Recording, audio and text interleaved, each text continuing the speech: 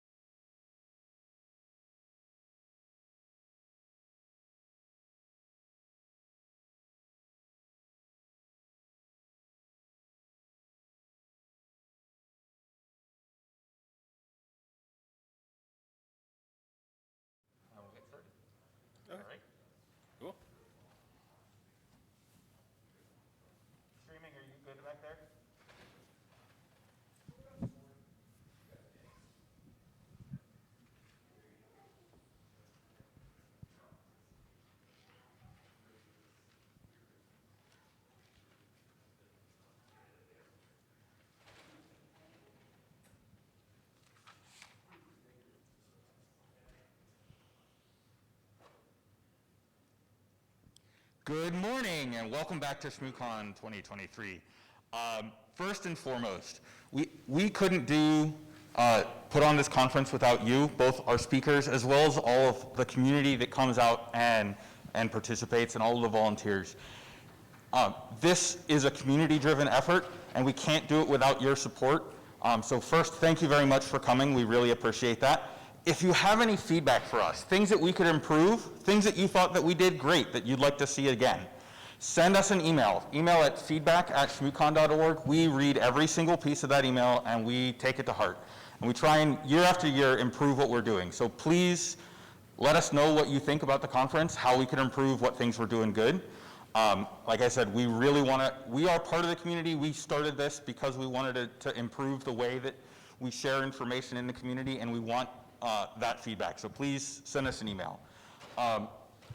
We still have a number of t-shirts, primarily t-shirts from past conferences, but we have a number of t-shirts available as well as bags from past conferences. All of the money for those goes directly to charity. You're making a donation and we're giving you a reward for making a donation. So we take none of that money. All it goes, 100% goes directly to charity, either Broadway Cares or the EFF. We've already raised a huge amount of money. Yesterday morning it was more than 10 grand. And my understanding is yesterday during the day we had a massive amount added to that. So please go donate more money and get a t-shirt as a thank you. If you've lost something throughout the conference, I mean other than sleep, if you lost some equipment, come by registration. We have a lost and found section. We may have it. If you are parked in the hotel and you are commuting here, come by registration. We have a little code that you can get that will reduce your parking. That said, if you're staying in the hotel room block, that should be covered for you as part of your hotel registration, so you shouldn't need that. I've got a few things to throw out into the audience, and then we'll go ahead and get started. So pay attention, heads up, good morning, wake up. Well, that mouse pad flew a lot farther than I thought it was going to be. I have a 2XL t-shirt. Is there anybody here that wears 2XL? All right. Hey, good shot. Ooh. And the last thing I have is a notebook, since you're actually writing in a notebook using the lost art of using a pen.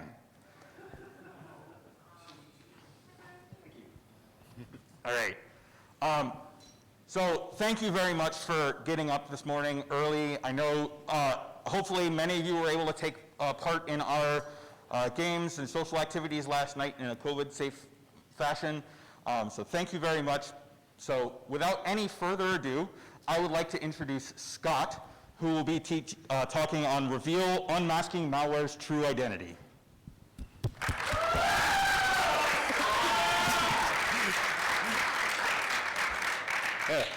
Thank you. So I'll be talking to you about Reveal. This has been like an IRAD project since last summer I started, and Praxis Engineering pushed me to present at ShmooCon, and we decided to open source this software in conjunction with ShmooCon. So here you go.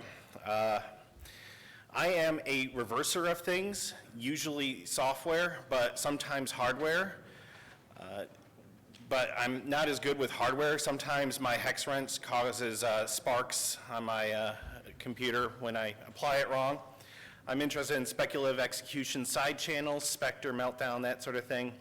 I've produced reversing tool chains that were processing millions of executables a month and doing lots of analyses on them. And I have flipped bits using butterflies. Yes, I'm an Emacs user. I flip bits using Rowhammer, which is DRAM electrical circuits, and I flip bits using a hex wrench. So we're talking about binary signature diversity here. This is where the same code has different bytes. Malware will change the instruction sequences, the operations, and all the different things about the executable to make it so that the signatures that the AV clients are using no longer work. And as an example here, you could even change the entire architecture. So I want to be able to match despite the entire architecture changes. You can see on the left of each block here, the bytes are completely different because x86 is different than ARM. Reveal started last summer when I participated in a binary signature diversity challenge. And in this challenge, there were red teams and blue teams.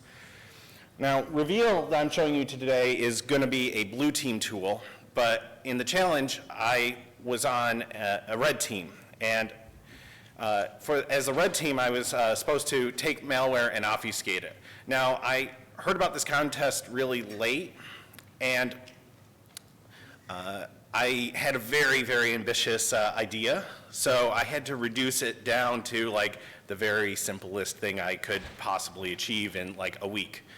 And I was basically translating some of the functions into a different architecture.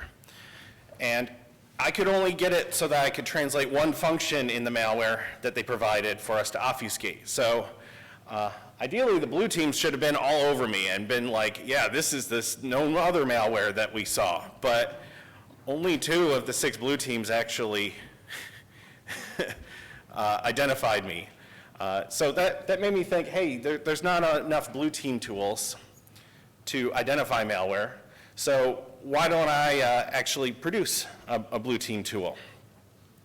And what I will show today is 2 methods of preparing binaries for search and a framework for producing actionable information.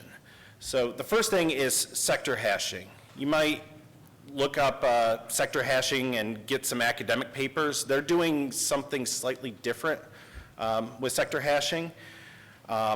And what sector hashing does is it matches raw bytes and allows you to line up those bytes and find matching bytes across a corpus. But the academic papers typically just hash a binary and then search a whole like forensic image to see if it's there-ish. But my approach is to use match set analysis. And that we'll get into that on how it actually gives you much more useful information out of the sector hashing.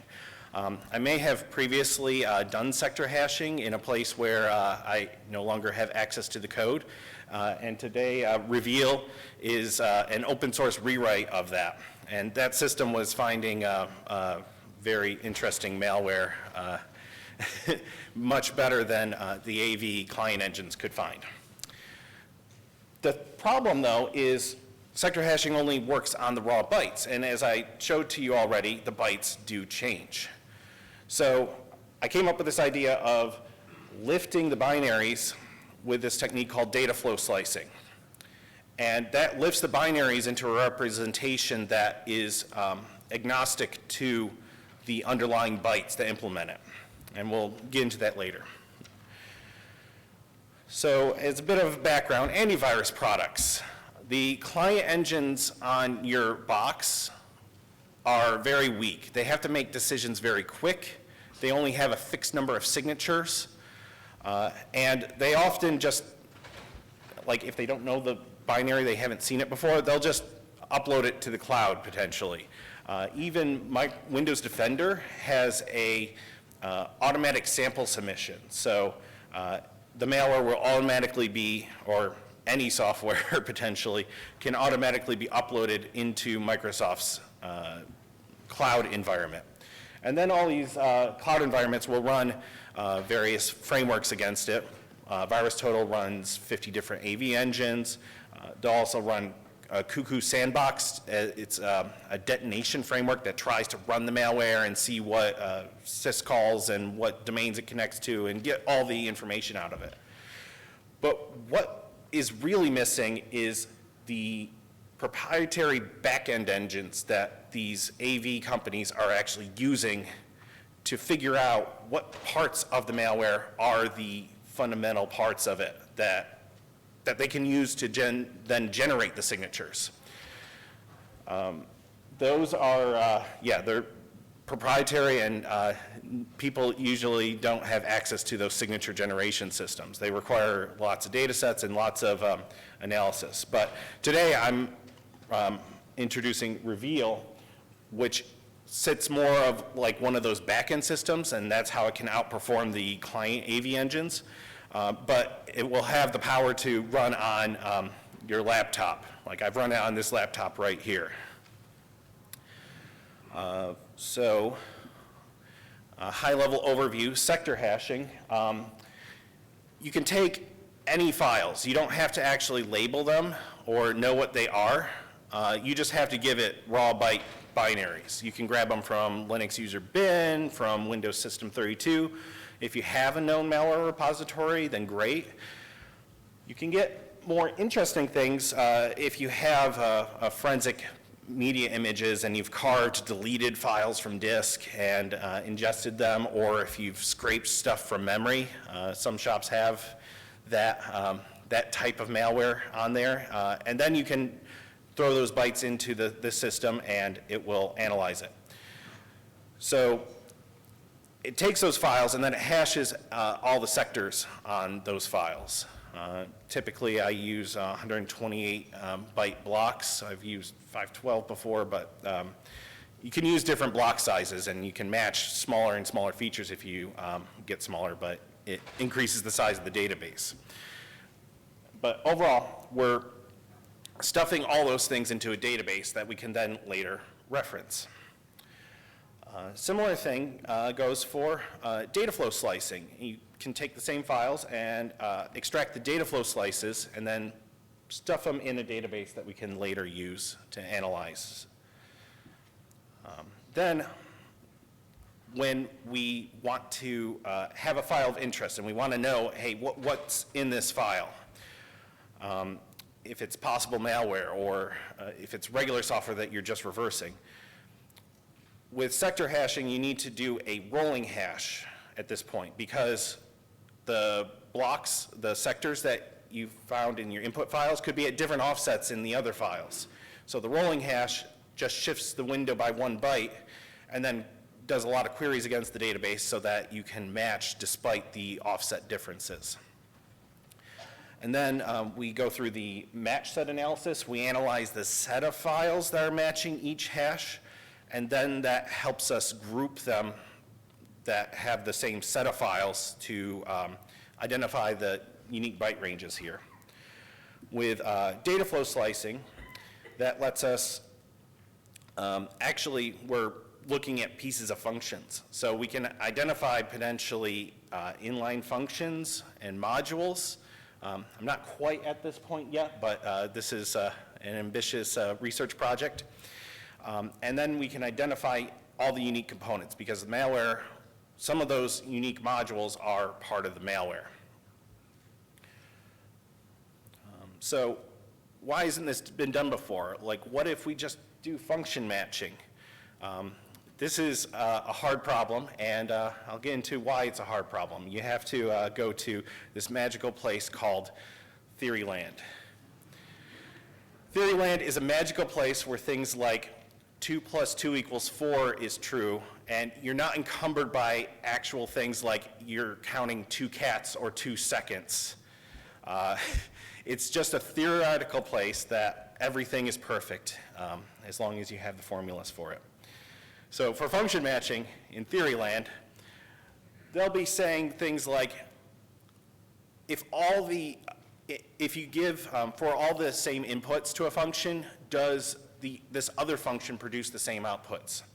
And then you can find, theoretically, the matching function. But this is like written like you have an infinite number of monkeys writing equivalent functions. And this is very hard to solve. So the problem space, is it the set of computable functions, or like they talk a lot about functions in this Theoryland as if they all terminate, because the ones that don't terminate are a lot harder to solve. So incomputable functions are those things that run forever, like your TCP networking stack runs forever. And in theory, they can keep going on and on indefinitely. So that doesn't match. And so some theory land resident probably says you can't solve function matching without first solving the halting problem, which, if you believe theory land, is a hard problem to solve. But I'm here to tell you, theory land isn't real. It can't hurt you.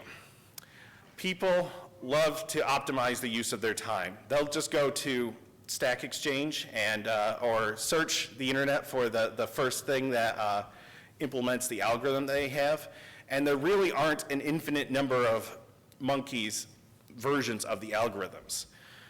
So the fundamental underlying algorithms are the same. There may be some instances of those algorithms, like if you have a factorial function, you can have the iterative one where you're just looping, or the recursive version of it. We don't care that those two algorithms are identical. We care that we can match each one independently, and that is useful information on itself. Another thing to know is obfuscators, when they rewrite these binaries, they must preserve the functionality. They wouldn't be very useful if they broke the binaries that they're obfuscating. So how the data actually moves throughout these programs has to stay the same. There has to be some notion of where the data goes throughout these programs. So we can reduce the problem set size. So theory land, it was determine whether all inputs map to the same outputs. But more practical, we could just match binaries into DB. So what if we talk about just matching entire whole files? Believe it or not, some people have tried to do this. There are some fuzzy hashing algorithms, SD hash and SSD, very old ones. Some people have come up with similarity metrics where the executables will have some similarity metric where they're similar enough that they'll be grouped together. And like if one executable was your malware, in theory it would be clustered and grouped to other instances of the malware. However, whole files, there are many different components in the files. And you may have a file infector virus at the end, or the malware may be the main app logic, and it may be tiny compared to all the other libraries and other things that are inside your library. And if you're using this fuzzy hash matching algorithm, then it's going to be weighted heavily towards all those other libraries and other things that are in it. So we have to break it down a bit more to find out exactly where, what parts are interesting. And we can actually match these individual parts. So what if instead of whole files, we just break it down into matching functions? I have two control flow graphs here of two different programs, or two different functions. And with a fuzzy hashing algorithm, they have to take whatever size input it is and scrunch it down to a single hash. So let's say you have this sort of output, and then they will do some similarity metric, like the number of bits that are the same here, and they might conclude that these two functions are the same-ish, which isn't a very useful metric, in my opinion. So, quick quiz. One of these functions is the common mem-move operation. It's just a simple move the memory from one location in memory to another. Which one of these two do you think is mem-move? You're right, the one on the right. I guess I telegraphed that a bit too much. The one on the right, they try to optimize a lot of things. So there are so many different random things. You think a simple mem move would be simple, but this is like a heavily optimized function. So this mem move, some terrible things can happen because compilers like to optimize things, especially when you're doing lots of optimization flags. And there's this one thing called the, I'm calling the inlining monster. The one function If it's only called once, or if it's a small function, the compiler will often inline it. And if you have higher level optimizations, then it will inline even more aggressively. So you might have this one function with all sorts of different things, and usually it's like main, or your main callback routine, that gets all these different things. I even have 2 copies of memmove in here, so you can imagine these functions get really huge. So if we're gonna rely on a fuzzy hashing algorithm to match whole functions, then we're gonna have a bad time. It'd be like saying, and then a miracle occurs at step 2. So I say no to fuzzy hashing. I know it's very attractive, but resist it. It's warm and cuddly, but no, let's not go there. No fuzziness in the sector hashing. All right, the old way. So the old way, you have a file that you're searching for on the left, a database of files on the right. You can break files or functions into things, and things varies depending on the algorithm. Maybe you're doing little bytes in these fuzzy hashing algorithms, or you're using mnemonics of the functions to try and match functions by mnemonics. But these systems will merge these things together and then come up with a similarity metric. So let's see this similarity metric. So we have 0%, 33%, 67% of the things match. And then the conclusion would be file 1 is the same-ish as file C. And a lot of times you'll see these similarity thresholds are really terrible because they're matching so many different things. They're mixing too many things into one bucket. This new way with match set analysis will directly put all those individual things into a database and then match those. So highlighting the same colors. And then we'll do this thing to look at the set of files that match each individual thing. Thing 1 here is matching files B and C. Thing 2 is also matching files B and C, and thing 3 is matching file A. And we can come up with a much more useful conclusion here. Things 1 and 2 occur in the same files. That means that we can see, hey, these things are always occurring in the same place. Maybe they're that inlined memmove routine or a libc routine. We'd have to go dig into which files it's exactly matching, but without having to know which the names and other metadata on those files, we can actually group them and do this analysis here. Next, let's go over how sector hashing works. Now, sector hashing, I said, I usually, in my testing, I use 128 bytes. I've gone everywhere from 8 bytes up to 512 bytes. But yeah, different sizes get different resolutions. However, there's a big problem. I can't throw 128 bytes on a PowerPoint slide and have it be legible for you guys. So I came up with a simplified diagram where I have a 6-byte sector size on a 9-byte file. And I loosely modeled it after the Bobby Tables SQL injection. So you see Rob, paren, colon, drop.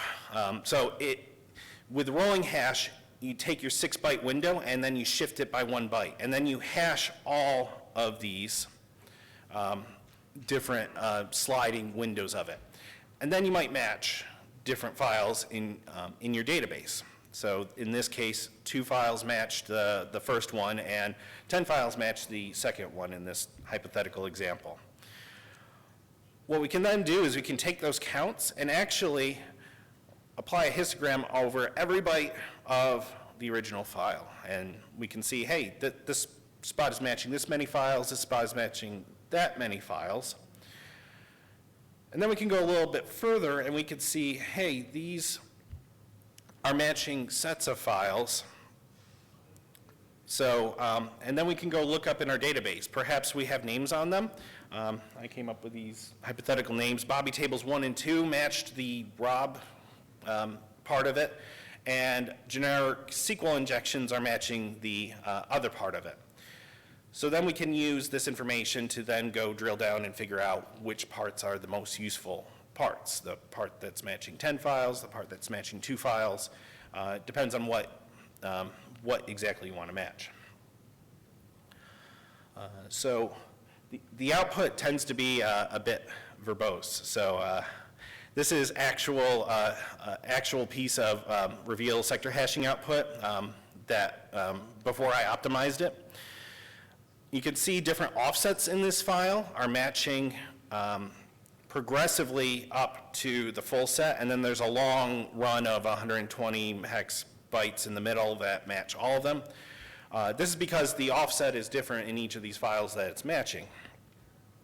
Oh, by the way, this is 900 binaries in user bin, and I'm querying with bin ls. Bin ls matches very precisely 2 other files, so you see dir, ls, and vdir all at the beginning. Those are almost identical binaries. They just have slightly different things in the flags for the default display options of listing files. So those are matching really good. The rest of the files match at different offsets because they're different binaries. Now, this is a lot of output. We don't want to bombard the user with lots of different offsets. So I came up with an algorithm to group these things so that we can summarize them. And I can summarize all those 12 or so lines into just a single line of output. And this 512 byte region matches. So wait, what's this? Fuzzy set grouping, I'm calling that. I thought I said no fuzzy. The thing is, fuzzy stuff is okay when you're, and fuzzy and heuristics and all that stuff is okay, I think, when you're presenting something to the user. You want to summarize and condense down the output. It's not okay if it's your core algorithm, and your core algorithm depends on your ability to herd cats.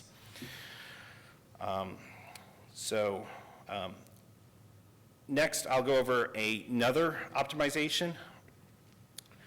When you're looking at raw bytes in a file, you want to make sure that everything is, all the context is local to that one thing that you're matching. In this example, we have a call to memset. However, in different binaries, that call can be, the memset and this function can be placed in different locations, and so the relative offset will be different. And we don't want to rely on things that are dependent on the overall binary layout. We just want to work with the local context. So what if we, okay, so here's an example of the match. So all the binaries are dropping off except for those 3 that are all basically the same, right across this one region. And we have all these short length matches. So if we zero that out, we also can condense down those many lines of output down to a single line of output, and it's covering a much larger region. So with zeroing out, this is like a really dumb thing. I'm just working on the raw bytes here.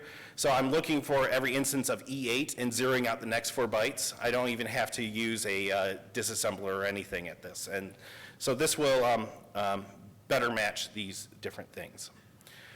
So for sector hashing, the problem is the bytes change, like I said, when malware is using obfuscation. So we're going to move on next to the data flow slicing operation, which matches pieces of functions.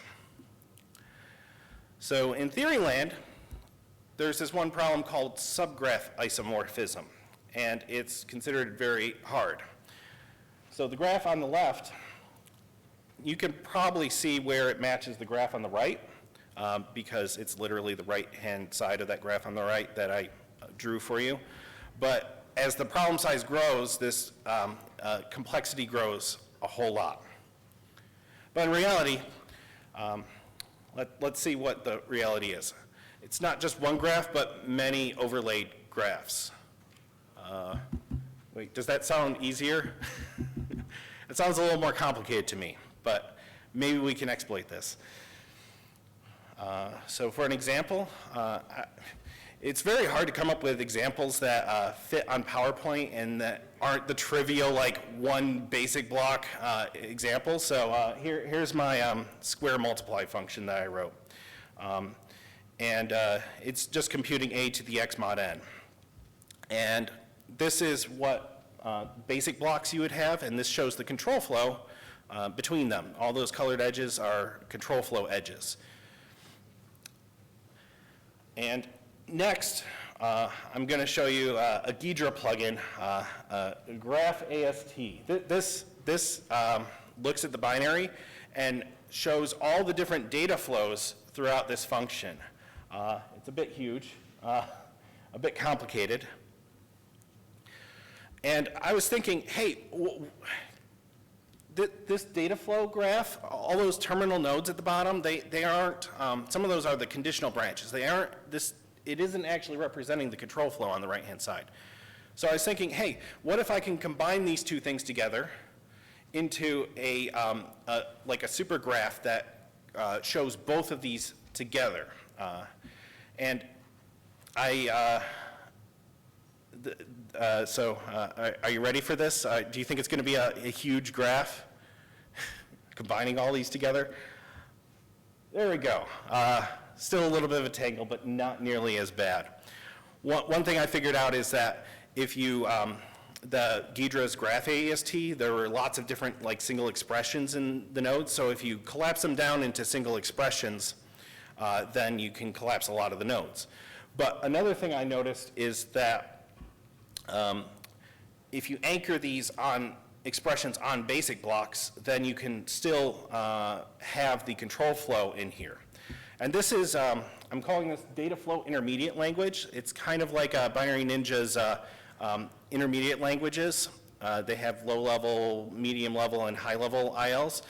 I actually lifted this into my own intermediate language with a API that you can sort of work with at this level. However, this is still a little tangled, so I decided to do my manual PowerPoint magic to format this in a little bit easier to see data flow graph. And with this, the blue blocks are computations on one part of the function, the actual results. You can see it goes through to the return. And the yellow parts are the checking the exponent bits. And we can look at this as two different parts of the function. We can pull it apart. And I call this slicing, data flow slicing. And I have, this algorithm actually partitions the function into multiple pieces, and that avoids some NP-complete problems. And then we can just match those later.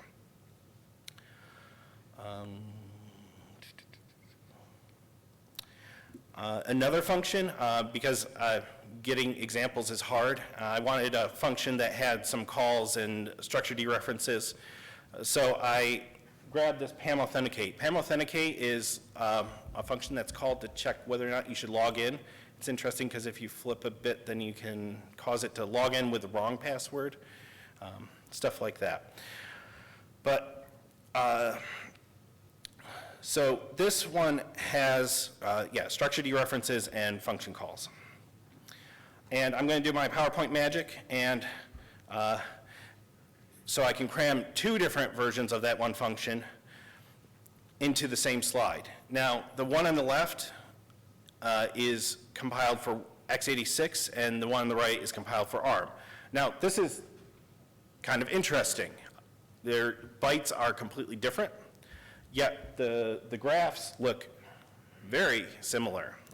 And if you didn't have a keen eye, you might say they were the same. So we're getting there. So one of there are a few differences. So the first difference is the structure offsets are different. The x86 version has 64-bit architecture, so 8 bytes. So this first one, the +8, is accessing the second member of that structure, whereas on ARM, it's 4 bytes off because it's 32-bit. And similar for the other offset. It's almost twice the offset of the other one. Another change is the compiler chose to put the return, a separate return in this, in a basic block on x86. And on ARM, it chose to return all through the same function. And then another difference is all the offsets in the functions are different. Of course, it's different binary size functions, and all the functions are going to be laid out in different positions. So how do we handle all these differences despite, and get the graph to actually match? So for structure offsets changing, we're going to normalize or zero out the offsets. For the control flow, we're going to transform to a common return. And for the function offsets, we're going to do a similar thing as we did for sector hashing and just zero out those offsets. So for structure offsets, we could keep them and still match. Maybe there's a stronger match there. We could zero them out, or we could divide by the word size on the architecture and then see if that matches. And we could throw all 3 of these at the problem at the same time and see if any of those match.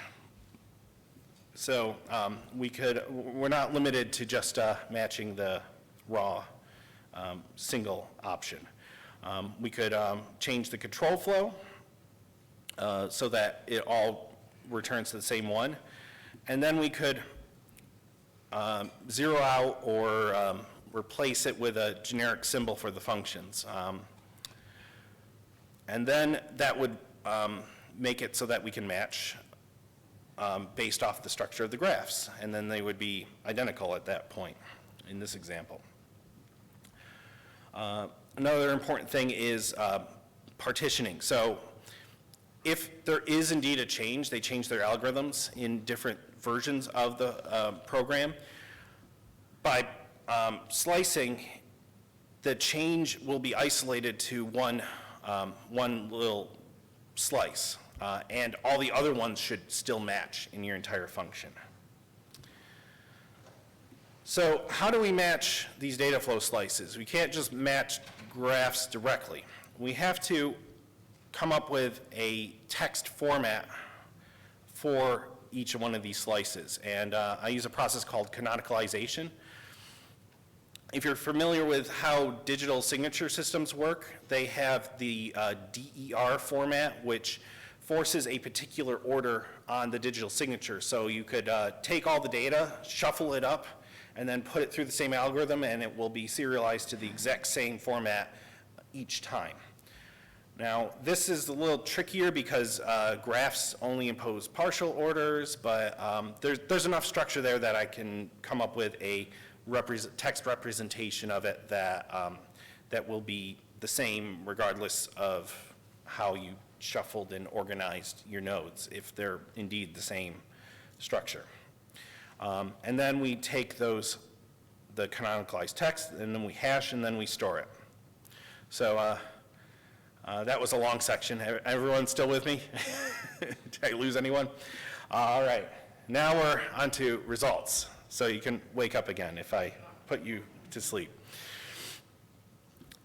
Now, I'm going to start off with some simple binaries. This is the same 900 binary repository. And these are matches with GDB. So you can see I had 92,000 only matched GDB and no other files. But 1,058 slices matched GDB and GDB server and no other files in the database. So if we wanted to identify those 2 files together, we could take any one of those 1,058 slices, and then it will be known to identify that. Or you could take all of them and match any of them. So you can come up with some powerful signatures potentially. Another binary, Git. Git has an amazing number of matches against Git shell. I wonder why. And then the third from the bottom, bat. Anyone know what bat is? It's a version of the cat utility that just outputs files, but in the style of Git logs. So it makes sense that that file is matching. So the next slide, actual malware. You ready?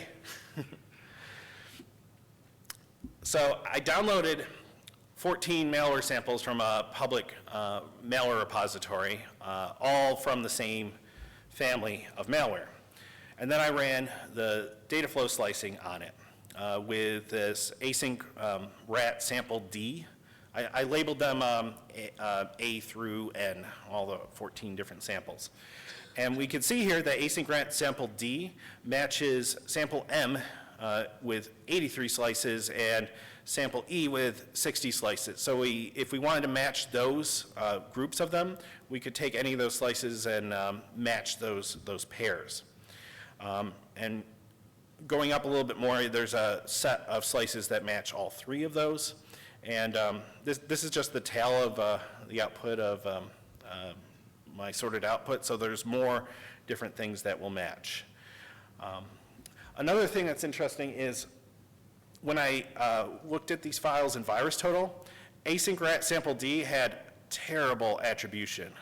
All the AV vendors were saying things like generic or suspicious. None of them actually had like an actual like, hey, this is this malware. Async rat sample M and E had respectively 1 and 3 of the 50 AV engines identified it as async rat, and a lot of them had other attributions like other names because the naming community is doesn't have a great solution for matching all these. But the power here is that you can actually match these files and see the correlation with this system here. If you ran this and you didn't have like a name or an attribution for async rat, you could look at this output and say, hey, this file 1234 or whatever is also matching this sample here. What is this other one? And then you can go look at those files as a group.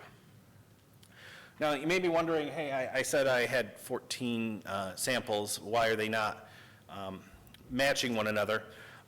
And when I was doing one of my dry runs, someone told me I should have a confusion matrix, like a theory land confusion matrix. But this isn't a classification problem, so I came up with this match set correlation matrix.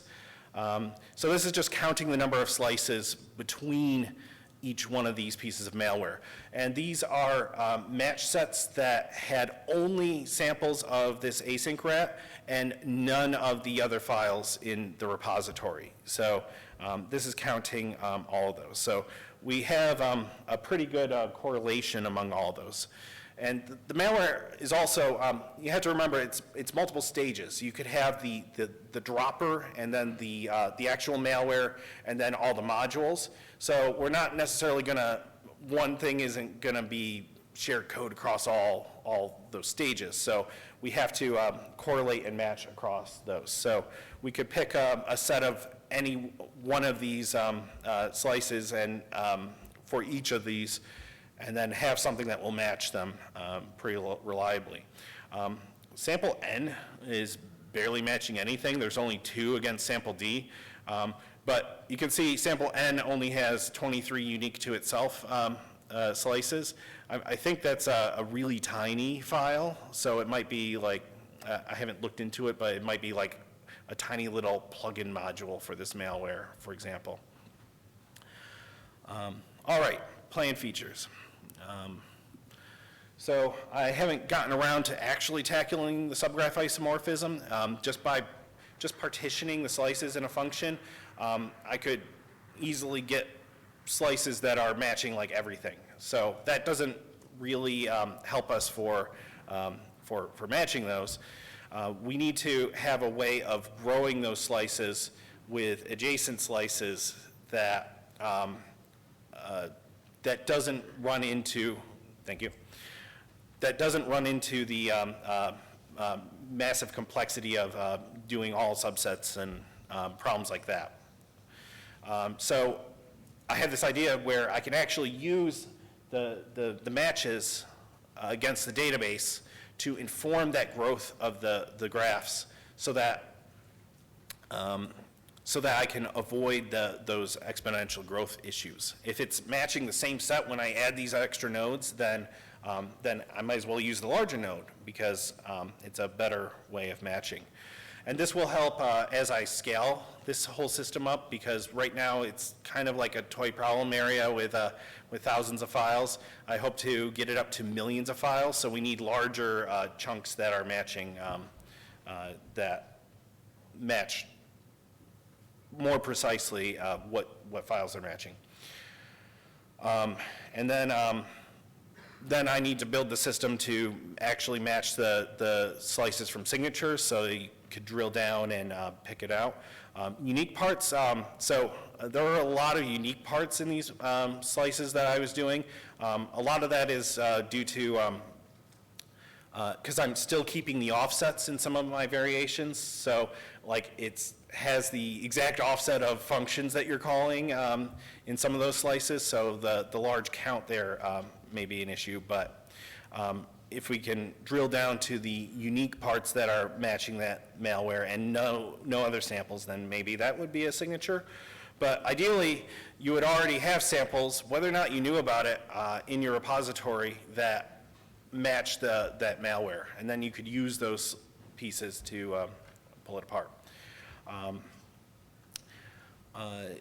Also, I haven't gotten to it yet, but I plan to do it, is extracting those inline functions and modules. Binary Ninja has recently started working on these features, feature called outlining, where they take compiler optimizations and they're going to try and do like common inline functions like that memcopy eventually and pull them out. But with this system, maybe we could automatically outline arbitrary functions and libraries that you have in your entire repository. So that would be a powerful thing for the reverse engineers to actually figure out. Another benefit is by getting rid of that fuzzy matching step, we are directly matching the individual features. We can actually trace back the offsets in the original binaries that we were matching, and potentially those might have debug symbols or reverse engineering annotations that you might have already done. So it would take a lot of work because you could be potentially matching tons of files, but you could summarize all that and potentially pull in debug symbols and identify, hey, this isn't just a function that, that we've seen in common sets, but it's been known as memcopy or this other random function that is in an arbitrary library. So I'll ask, what problems can you solve? Thank you. We solved function matching by reducing the theory land problem to a more manageable problem. I have an idea for addressing subgraph isomorphism, and we avoided fuzzy matching for our core algorithm. And results, obfuscation bypass, lifting to data flow overcomes the architecture changes. Zeroing and transforming slices helps us match even better.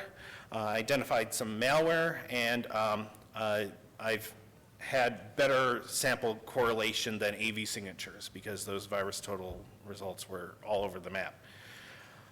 Now, this project, it's actually on GitHub as two different projects. Reveal, the main project, just does sector hashing, so you could get started today if you don't have a Binary Ninja license. And the sub-project Flow Slicer uses Binary Ninja to lift and pull those data flow intermediate language slices and do all the slicing out of it. Currently, I run it headless, so you would need a corporate or bigger license, but I plan to make it so that you can run across a bunch of binaries with a regular license. And now I'll open it up for questions.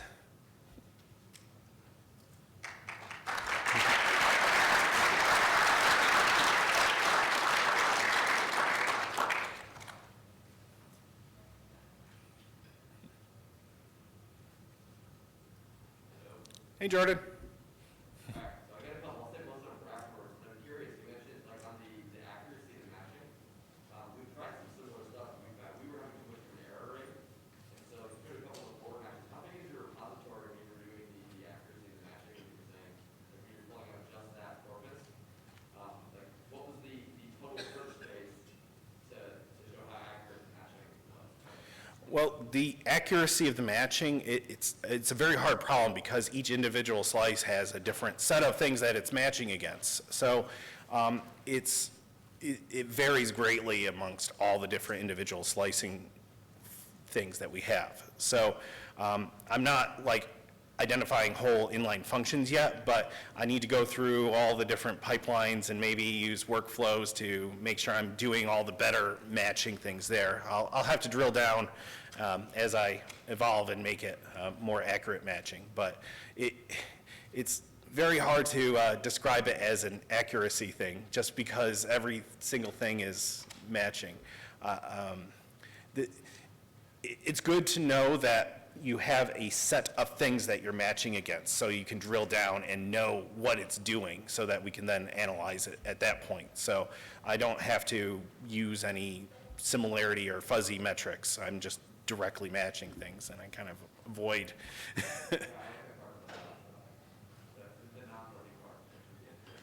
Sorry, what? Sorry, I like that part of it a lot too, that avoiding the fuzzy matching introduces a lot of error as well. So.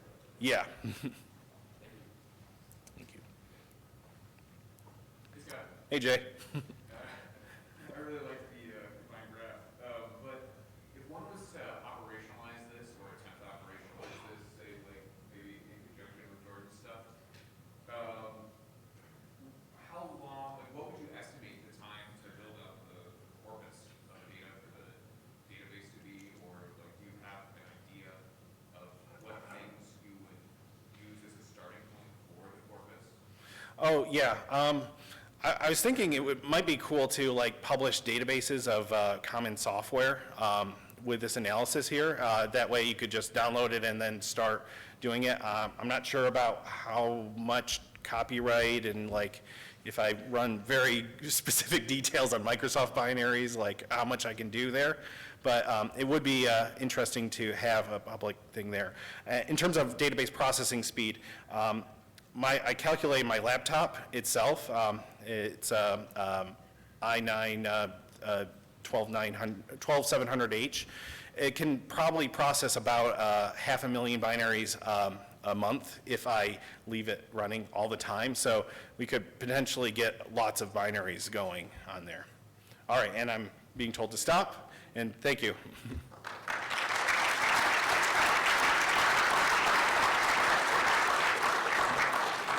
If you have any further questions, I'll be out in the hallway. Thank you.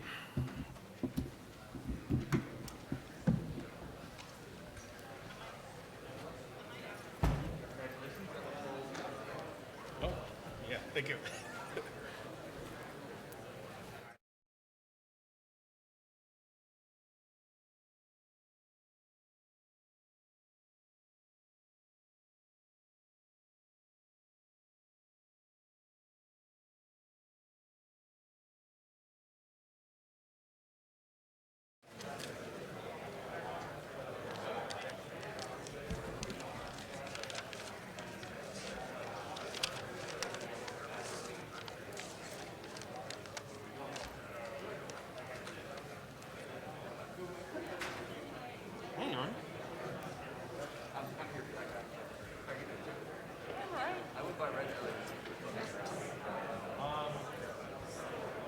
I will be after I get okay.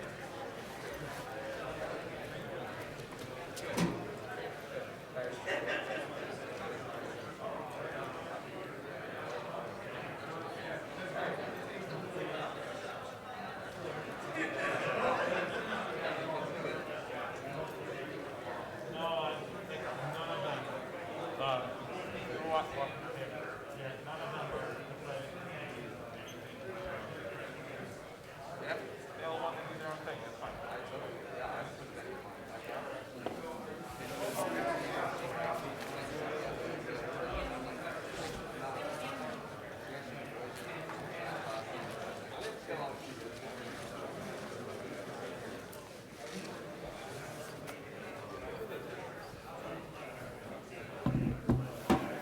I gotta, alright.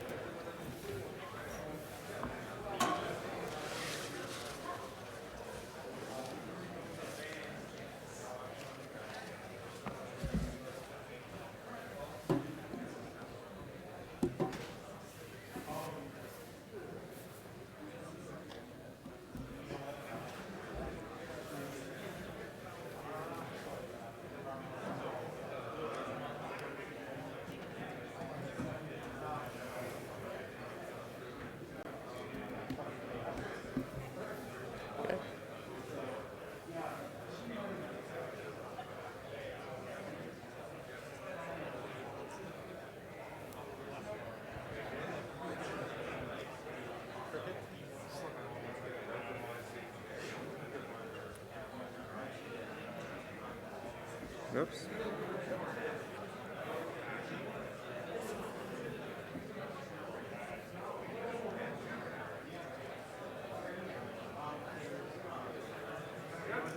Yeah, I think that.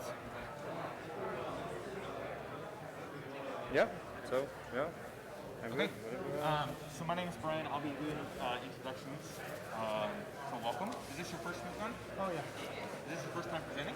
Oh no. Okay. So this will be fine. Well, you have experience presenting, so this will be great. You see that table there with the computer monitors on it? Yeah. And the person behind it? Right. He has a sign that he will hold up when you have 10 minutes left. 10 minutes. 5 minutes left. Eventually he'll show a stop sign, Yeah. which means you're done now. Yeah. If you keep talking, he'll eventually walk up and show a STFU, which means Yeah. get off the stage. Yeah. That's. So a couple of things to keep in mind. I believe you're okay with being recorded and streamed. Yep. Yeah. So please repeat, if you get any questions throughout the talk, Sure. Okay. repeat them out loud. You wearing a mask once you're on stage is your comfort level. If you're comfortable without it, or you want to because of the microphone or whatever, you're welcome to. If you want to keep it on because of your comfort level, that's totally okay with us too. So that's up to you. But as soon as you're done, put it back on. Yeah. Sure. Of course. Is there anything interesting or special that you need me to deal with as far as introduction? I mean, so there's just one slide that I'm using audio, but I just got it on my phone and I'm going to play from my phone. Just like the first slide. Oh, the audio Yeah. recording? Okay. Yeah. Yeah, so it may or may not come out the show. Sure. This is why I got like my phone as a backup and it worked well with that. Okay, so if it works, then that's great. You have a backup that'll go over the mic. Sure. All right. Yeah. It's fine. It doesn't. Yeah, you see he just showed the signs. Awesome. And if you were having a hard time hearing people asking questions, there are microphones in the room that you can say, let me ask another question while you go over to the microphone so I can actually hear you. That also works. We generally say if you can, stay near the podium just so we don't have to pan the camera. Yeah. It's a lot easier for people watching on the stream. Sure. Generally stay there. Yeah, I'm using my notes, so I'm going to stay there. Okay. And otherwise, it's got a few announcements. If you've been at the conference, things, companies and talks, then you've probably heard most of them already. Yep. And otherwise, good luck. It's fine. You need anything? No, thanks. All right. And it's Gal? Yeah, Gal. Gal. Yeah. All right. I just want to make sure I'm pronouncing it correctly. It's Gal. Gal, yeah. All right. I can see Gals. Okay. Yeah. No, I just want to make sure that I'm Yeah, pronouncing your name totally. correctly. Yeah. And I'm used to like mispronouncing, so yeah. But yeah, I mean, thank you for asking. If we can, we try and do the right thing, especially because a lot of people and even people watching on the internet streams. Let's see. I've got another. I really only have a small number of announcements, so it shouldn't take too long. So give it another minute, and then we'll go ahead and get started.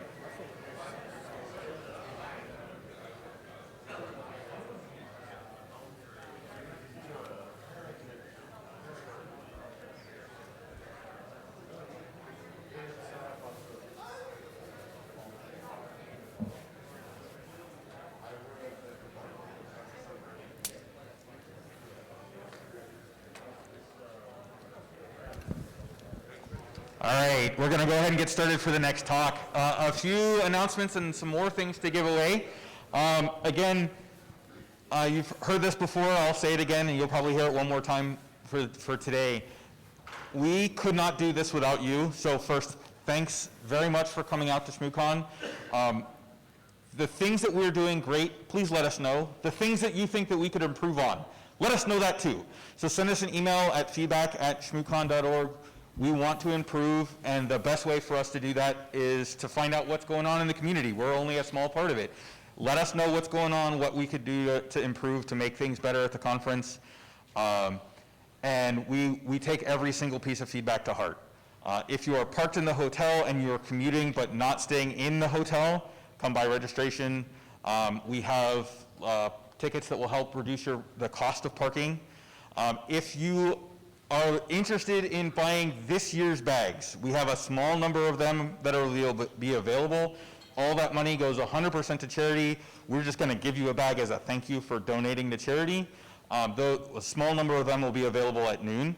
We still have a number of past conference t-shirts, t-shirts for this year's conference for kids.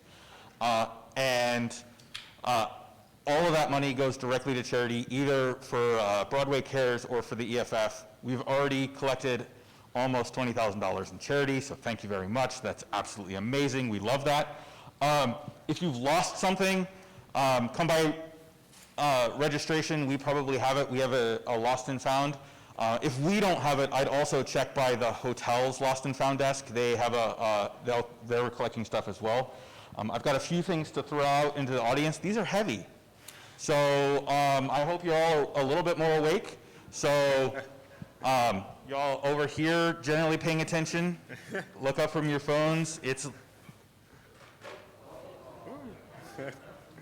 my absolute favorite swag that we've ever given away is one of these solar lights for camping. So pay attention.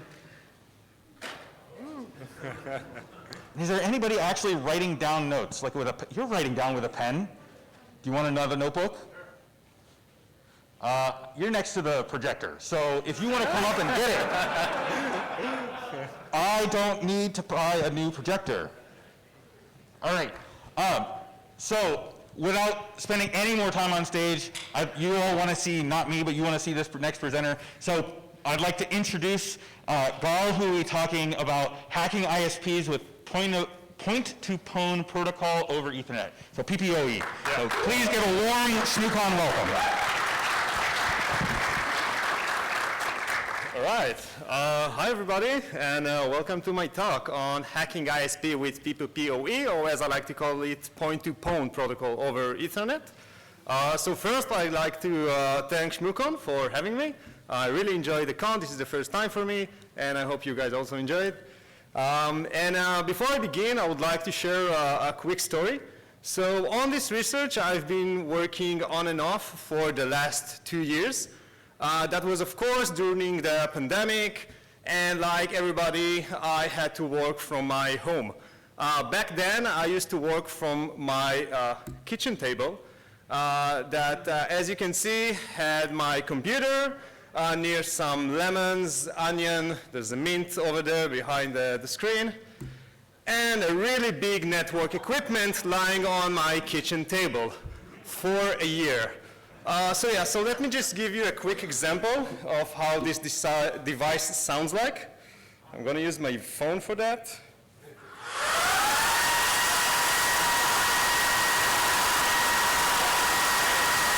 And it's not that just a startup, that's constantly the noise of that thing.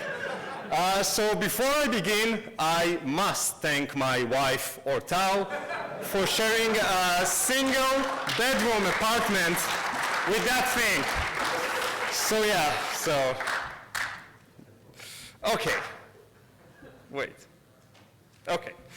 All right, so let's begin. So my name is Gal, and I've been causing ruckus on embedded devices for quite some time now.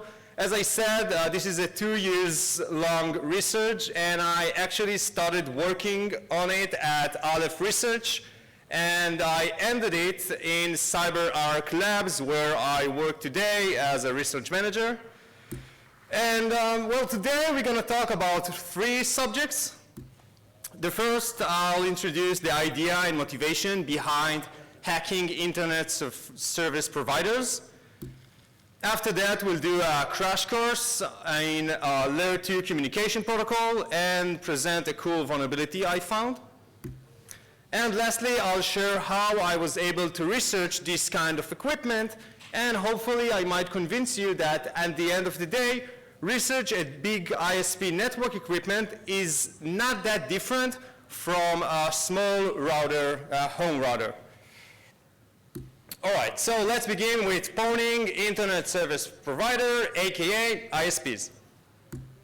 All right, so we all know how a classic remote attack is executed.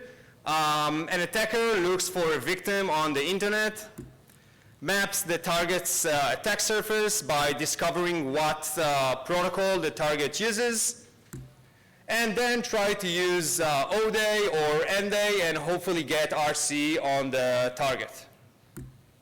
And ironically, many of these old school attacks still very much feasible on home routers.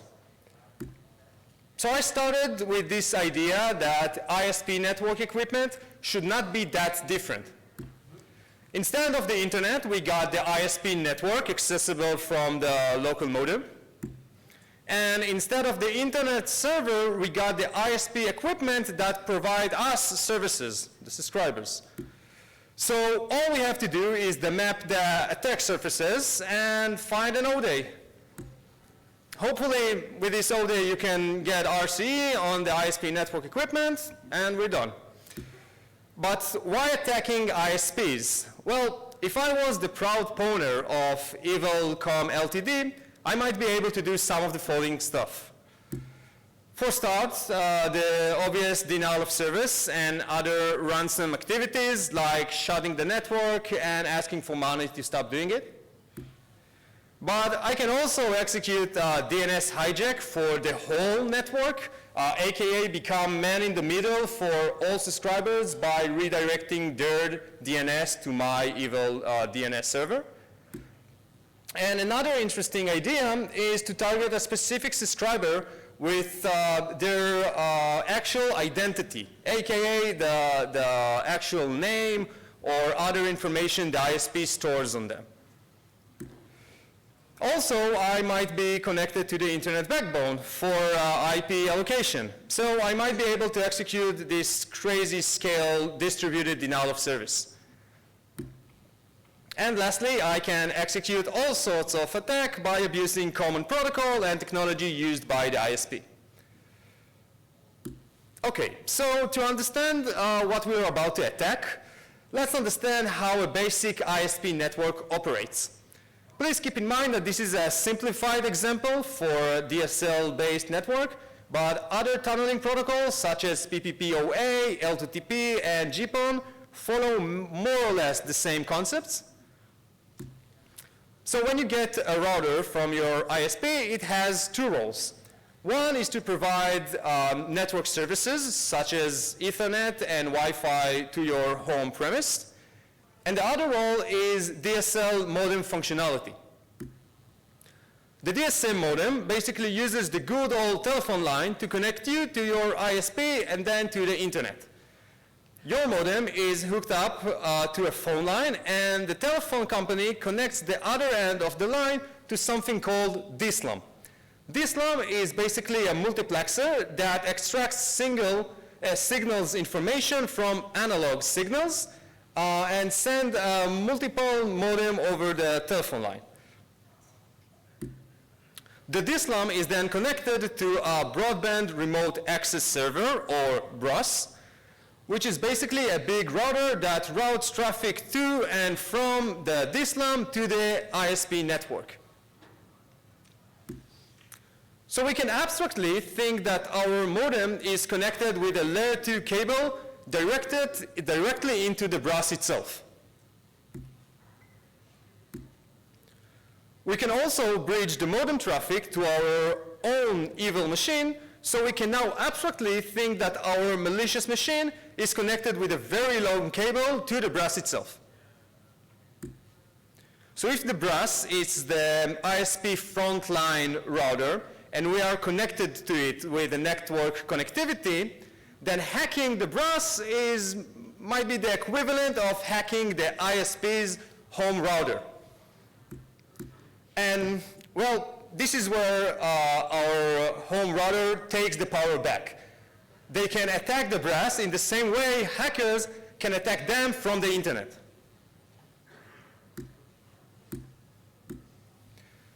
And once we control the brass, attacker can execute some of the attacks I mentioned, or attack other ISP equipment. All right, so for this research, I decided to target Redback network smart edge equipment. Back in the 2000s, Redback were a big player in ISP equipment. They actually were involved in defining some of the protocols I'll show today. And in 2007, they were acquired by Ericsson that continues to manufacture new product and they manufacture new product and still uses the Redback brand. And some of these devices, well, they're pretty big. They can support up to 500,000 subscribers. And yeah, for example, the one that you see on the bottom right-hand side.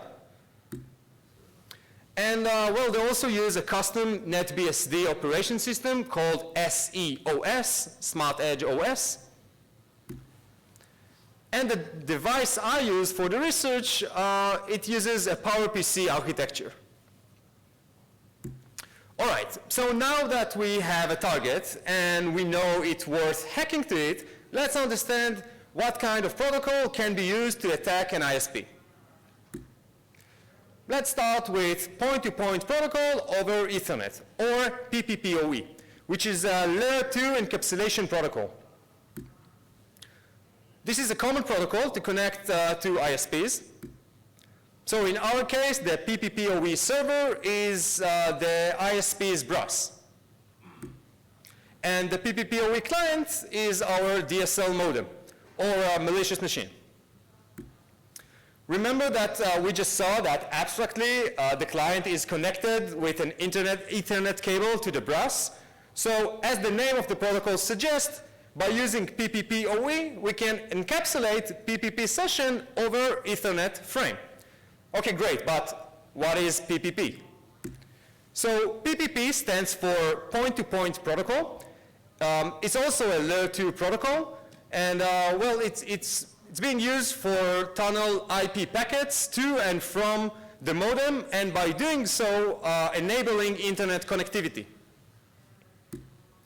So PPP negotiation is where the client authenticates to the server and gets its configuration parameters. And if all goes smoothly, a PPP tunnel interface is created on the client side. So at this point, the client receives DNS configuration and usually an internet-facing IP address. So at the end of all the negotiation, our router or machine should end up with an interface similar to this one. All right, so also, at any time, the client or the server can terminate the session.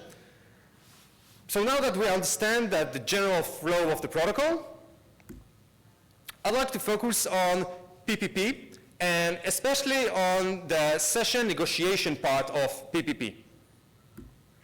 So PPP is a layered protocol, and it has 3 components.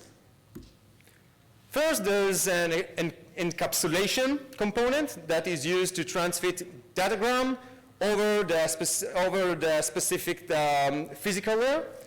I'll soon go over on how the format really looks like. The encapsulation is used to transmit link control protocol, or LCP. This protocol establish, configured, and test the link, and as well as negotiate settings, options, and use of specific features. And lastly, after the connection is established, different protocols can be used to negotiate and facilitate a layer 3 network layer.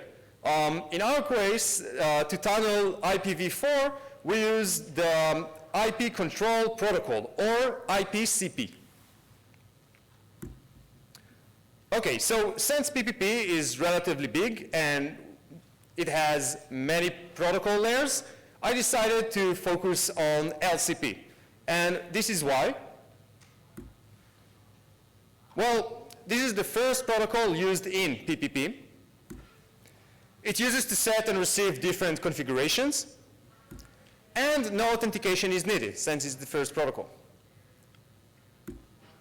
Okay, so to really understand PPP, let's understand its encapsulation format. So first we got an Ethernet frame with PPPoE payload. The PPP encapsulate a PPP payload. The PPPoE encapsulate a PPP payload. And in this example, the encapsulated PPP packet is an LCP type of packet. Now let's understand how LCP packet looks like. LCP packet contains an options payload to pass different parameters. For example, authentication protocol, magic number, maximum receive units, etc. While each option has a code number, a length, and data. So for example, here we see an LCP packet that contains parameter for maximum receive units, authentication protocol, and a magic number. And this is the different options value. And there are all sorts of other parameters defined in the protocol, but the one I found the most interesting was actually the last one in this list. That's the code number 19, endpoint discriminator option. I don't have really enough time to get into what this option does, and actually soon you'll see it doesn't really matter.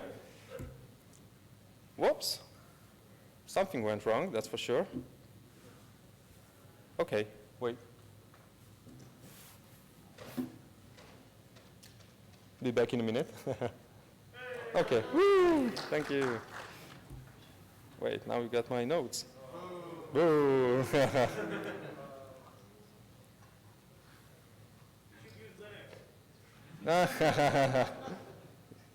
Okay. Hopefully, we'll be back soon. Or not, and then I'll have just to... Yay! Okay, yes, okay. So I was saying that from this list, the most interesting LCP option that I found was the last one, the endpoint discriminator options. And as I said, I don't really got enough time to get into it. It doesn't really matter. Because I discovered that although the RFC defines that, you guys see that screen, right? Okay, hope it's enough. So I discovered that although the RFC defines that this parameter length should not exceed the value of 20, the Smart Edge device actually handles packets with bigger length.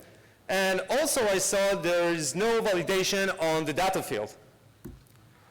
I noticed that when the PPP log is established in the Smart Edge device, I get long entries similar to this. So on the log below, you can see that the different LCP parameters being written.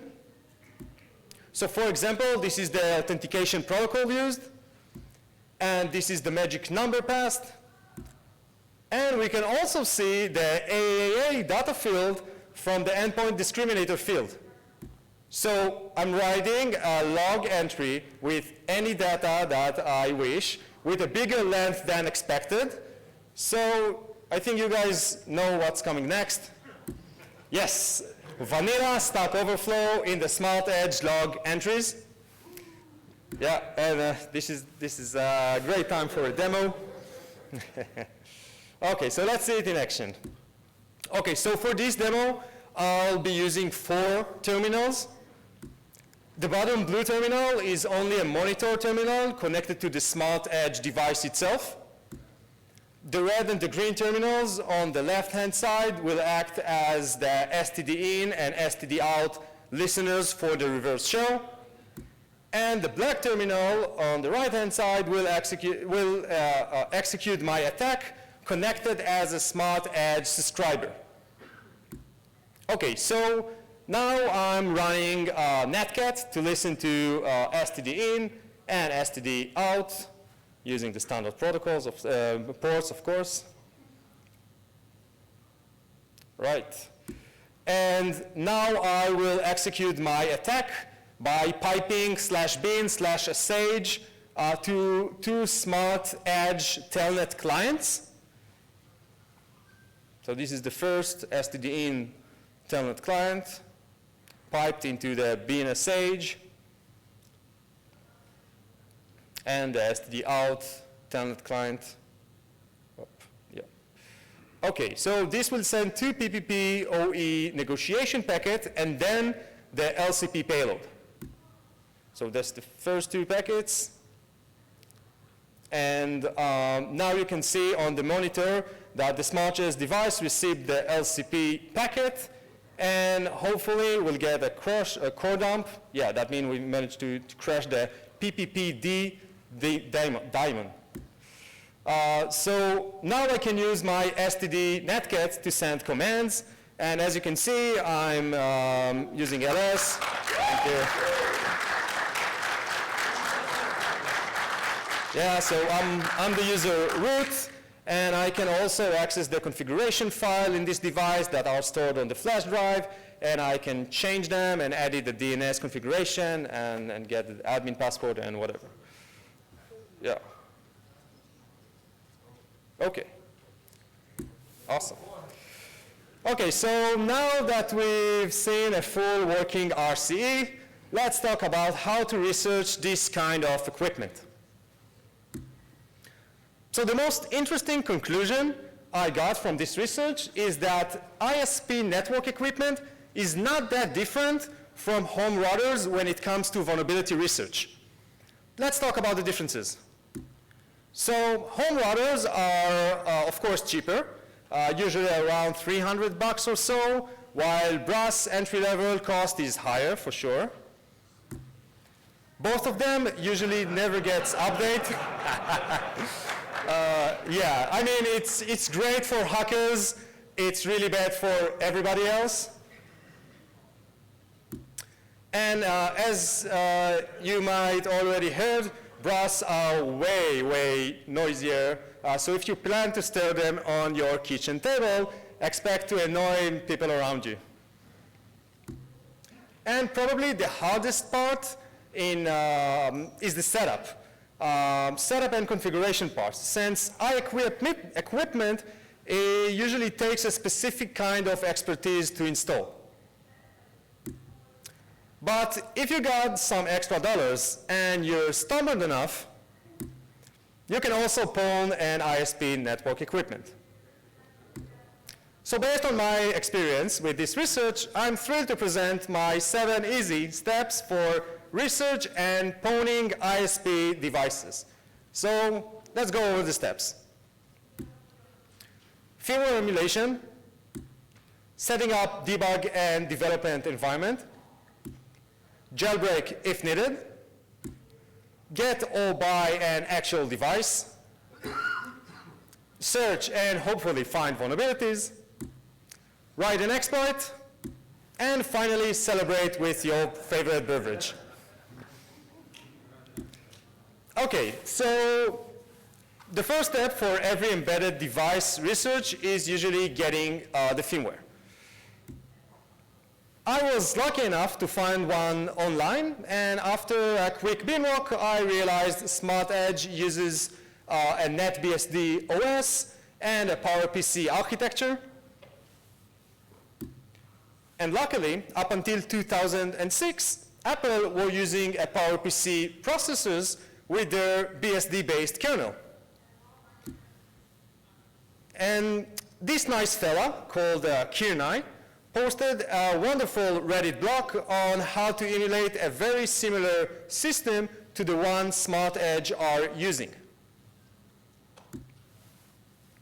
And that way I was able to emulate the user space of the Smart Edge firmware. Now for setting a debug and development environment. Well, I quickly realized that cross-compilation of a different OS and a different architecture is a complete nightmare. So I just decided to use my QEMU machine and just compile static tools. I also use this SSH TCP dump trick to sniff packets from my emulated device into my Wireshark host.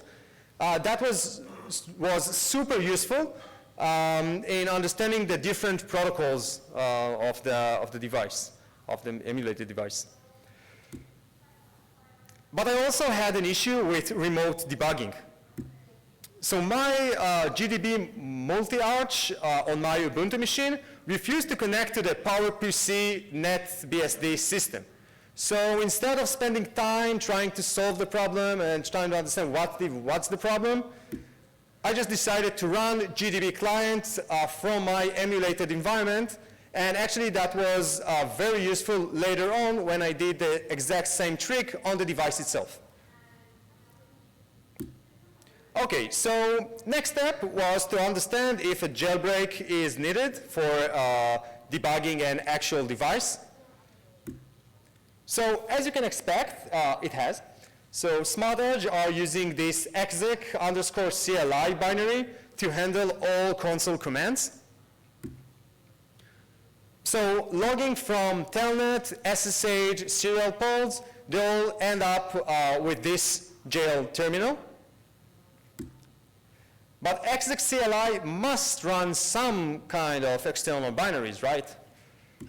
So interesting example is when you use the telnet command. It executes this CE_telnet binary. By the way, this is the same telnet client I used for my exploitation in the POC. Luckily, I found that this telnet client had some internal command added to it. And this command simply invokes a jail-free subshell. Please note that this is a telnet client. So to run the internal telnet command, I use this trick where I telnet into my local host. And now, as you can see, I can just invoke a sub command. And all left to do is to use an exclamation point and pop myself a jail-free CLI. Yay. Okay, so now that I know that if I'll get my hands on an actual device, I can execute any code I desire.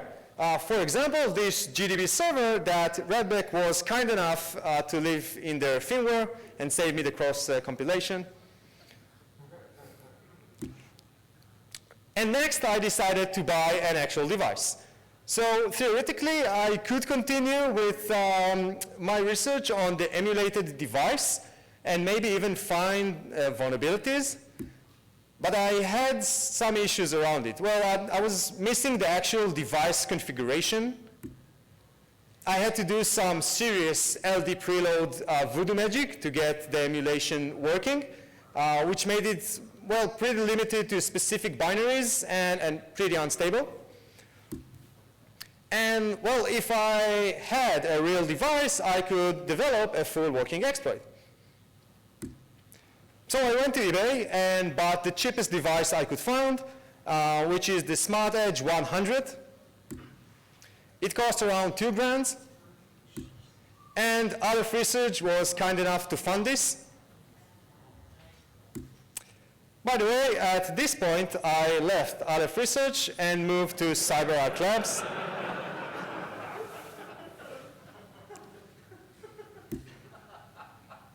So I finally got an actual device. But I soon realized that I got very little knowledge in setting up an ISP equipment. And I had to acquire some kind of ISP technician skills. So I started by reading this 100-page manual about basic hardware guide, just to understand how to physically connect stuff into the device. I then had to read these 360 pages of basic system configuration to understand what configuration I actually need to set up an ISP-like setup. And lastly, to actually work with the damn device, I use this, with the CLI, I had to use this 900-page manual. And, well, this is how I pretty much felt from all this useless information in my head. Okay, so to apply all the information, let's first go over the device SASHI. So most of the ports on the device are either Ethernet or optical ports. To these ports, the ISP connects other network equipment, such as switches, routers, and DSLAM. And the most important, the subscribers are connected to these ports. So my attack should be executed from one of these ports. The other ports are used for managing the device. So we got 2 Ethernet management port and a single serial port. So there's 2 ways to configure and manage the device. The most convenient is, of course, the Ethernet port by using Telnet or SSH. But these ports can also be used for monitor logs, packets, and remote debugging with GDB, which is super useful. But the serial port is still also very useful since it's foolproof. Meaning that even if I completely mess up the device, I could always restore it with the serial port. And believe me, I have messed up the device configuration like a million times. Okay, so finally, I was able to configure the device with around 200 configuration commands. And I was ready for a full ISP-like installation. My setup included an Ubuntu machine, 3 network cards, and a serial port. I started by connecting the serial port to the foolproof console port. I then used one network device to connect to the management Ethernet port. And then I connected another network interface to simulate an actual subscriber connected to the bus. So please note that this is where I'm going to run the vulnerability itself, from the subscriber. And lastly, I installed the device in our server room and connected my Ubuntu machine to the internet, so, well, I won't have to work from my kitchen table. So now that I own a Smart Edge device, and I understand how to configure it, and I got myself a fancy server rack, I became the proud owner of Evilcom Ltd. So you guys, you're more than welcome to become my subscriber so I can abuse you. It's free of charge, for sure. Let me know if you're interested. But besides becoming an ISP, I finally reached to the research phase. Now I had 3 useful tools to help me with research: the Smart Edge logs, a GDB server, and a Wireshark monitoring. Smart Edge is running a daemon called PPPD that handles PPP sessions. With some reversing, I realized that incoming PPP packets are being handled by this function called packet receive. And packet receive calls a demux input packet function for every valid packet it receives. So this function is a log stream multiplexer for input packets. Let me explain what it means. It uses function pointers to call different functions depending on what sub-PPP protocol is being used. So here we see 3 logs protocol functions for LCP, IPCP, and NLCP. And as you guys already know, I was interested in the LCP log function. And this is where I discovered that the endpoint discriminator uses this, the endpoint discriminator logging uses this unsafe mem copy to the stack. And if we go back to the LCP options payload example, this is where the mem copy copies the data I control with the invalid length to a 35 bytes stack array. All right, and finally, it's exploitation time. So the stack exploitation development was pretty straightforward. There were no stack protection whatsoever, and I chose to use a single rope gadget to exec VE.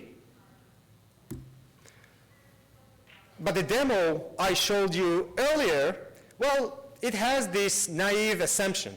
I was using a reverse IP shell. Basically, in the demo, I assumed that the brass has some kind of IP connectivity, and it was able to create a reverse shell to a remote server. Then the attacker can control the brass by connecting to the controlled server. But what if the brass has no IP connectivity, or it's blocked by a firewall? Well, how can I get a shell on the device using only a layer 2 layer? So I decided to develop a layer 2 only shell, meaning the entire shell will be executed over Ethernet frame without the need for IP protocol. In other words, the subscriber can control the device directly. So the first problem I had,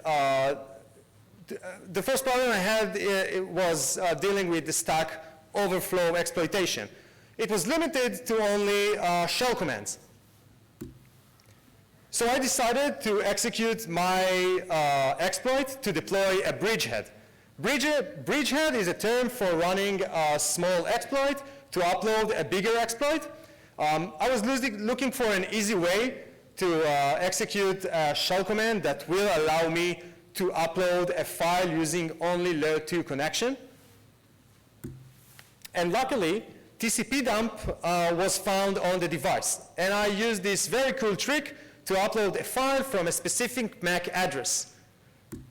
So here we see that the TCP dump writes the content of 106 frames to a file called L2 shell. I also use this filter only to pick up frames with a specific magic MAC source address. But I had one problem. TCP dump writes a pickup file, so I had to trim away all the data except for my payload. So I then decided to add this functionality to my shellcode. Please note that the actual shellcode was written in PowerPC, but just for the sake of simplicity, I'm showing the C code. So I search for a magic in the pickup file, and if found, I concatenate a constant offset to a new file. So fragments of my payload were found on the pickup file. And if my shellcode finds the magic, it just copies the offset of my payload to another file. This needs to be done over and over for all the magic found in the pickup file. And finally, was no longer limited to only run shell commands. I can upload any binary I wish and execute it by running my exploit once again. The final issue left to solve was the layer 2 communication. Since I wish to listen to layer 2 connection, I needed some sort of raw socket functionality, and unfortunately, Smart Edge has implemented their own undocumented raw socket. So I could just use it easily. Fortunately, I found that this /dev/bpf was installed. Ironically, the only binary that uses the /dev/bpf was the TCP dump I just abused. Okay, so I had to configure BPF with these two flags. The first is telling BPF which interface to listen, and the other flag is to receive packets immediately. And that's it. So to wrap it all up, I first had to deploy the bridget with my Stack Overflow exploit. I then had to use the Stack Overflow again to run a layer2 shell I upload with TCP dump. And finally, my L2 shell is running and waits for a specific magic and then extracts the command shell and just execute them. All right, and that's it. I finally fully pwned the device. But wait, there's more. So now I would like to share with you another very interesting bug discovered by Omer Tsarfati. Omer is a senior researcher at CyberArk Labs, and I hope you guys had a chance to see his amazing talk yesterday about vulnerable Windows drivers. So to understand Omer vulnerability, let's understand how PPPoE session works. So every PPPoE packet has a code field. This field sets what type of message is being used in the PPPoE negotiation. So the first phase is actually not mandatory, and it's mostly needed for the client to discover the PPPoE server MAC address. It does that by sending an initiation packet and receive an offer from the server. And the next step is mandatory. And in this phase, the client requests a session number so we can start a session. So the client sends padar, aka request, and receives pades, aka session, from the server. So it's very important to notice that both sides can terminate the session at any time by using pati, aka termination. So Omer discovered that when the client sends padar request with a broadcast as a source address, the Smart Edge PPPoE server sends a session packet with broadcast as destination address. Yeah. Weird. We know. Since no client expects an FFFFF as a destination address, it sends it again and again. And if the server is configured with session timeout, it then sends a termination packet. But this termination packet has a broadcast as destination MAC address. Meaning that the server asks all their clients to terminate their sessions. Yeah. Thank you. Yeah, but there's a bot here. This tech also depends on the switch policy and whether or not the DSL endpoint terminate their sessions, if they actually receive this, broadcast termination with no session number. But anyway, it's a really cool bug, and it's a really nice idea for an attack. Okay, so now that we managed to pwn our Smart Edge devices, all it left is to drink rum at your favorite tiki bar. And as for fingerprinting, so I managed to detect around 500 devices in 55 different organizations from 20 different countries using Smart Edge devices. But remember, folks, these devices are not supposed to be publicly facing, so I'm sure there are many more. I reached out to Ericsson, and we worked together to reproduce and understand the issues and their severity. Ericsson suggested to handle the CVE assignment, and they provided a CVE number for the Stack Overflow, and actually even for the slide is not updated, or even for the denial of service that Omer found, with the CVSS of critical for the Stack Overflow. And Ericsson also announced that Smart Edge devices has reached end of line, meaning these vulnerabilities are infinity day. Yeah. We also brainstorm on possible mitigations, and they communicate their mitigation and the issues to their customers. And as for mitigations, so I strongly recommend disabling PPP logs on the Smart Edge devices. As for Omer's denial of service attack, I believe that it can be blocked with switch configuration. And well, also Smart Edge are really old devices, and it's just highly recommend to replace them. To conclude, I hope I convince you that ISP network devices are not that different from small home routers.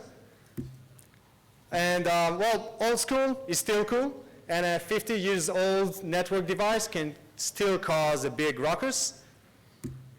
And as always, ISP usually don't pay attention to updates when it comes to both their endpoint and their backend equipment. Looking forward, a blog post will be posted soon, for sure. I might also look into some other attack surface that I discovered while researching Smart Edge devices. And lastly, I might have a look on their other vendors out there. And yeah, this is it. Thank you so much.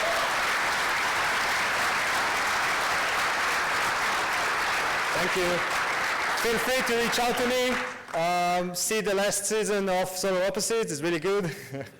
And if you guys got any question.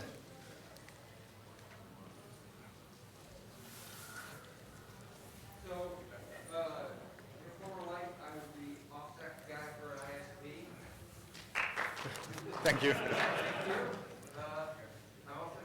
will say, when I started, read back for end of life, and I was like, we should get rid of these. They're end of life. We're buying them. We're buying parts off eBay to support these. And when I left, after 10 years, we were still buying parts off eBay. Here in the major metro area of DC. Yeah. So I hope that this talk can convince people to just replace them. They're ancient. These are very much in production. They will not get replaced until they're more expensive to the telcos to deal with than to replace. Yeah. Well, so the issue with replacing VRASs in production is that A, no one knows how to do it, and two, So yeah. the replacement cost is shockingly high because if you're gonna buy a new one, if you're gonna buy new gear, it's like 10-fold more expensive. It's shocking. It's really good. Yeah. Why ISPs are failing us. Thank you. All right. So if anybody got a question, you can catch me later on.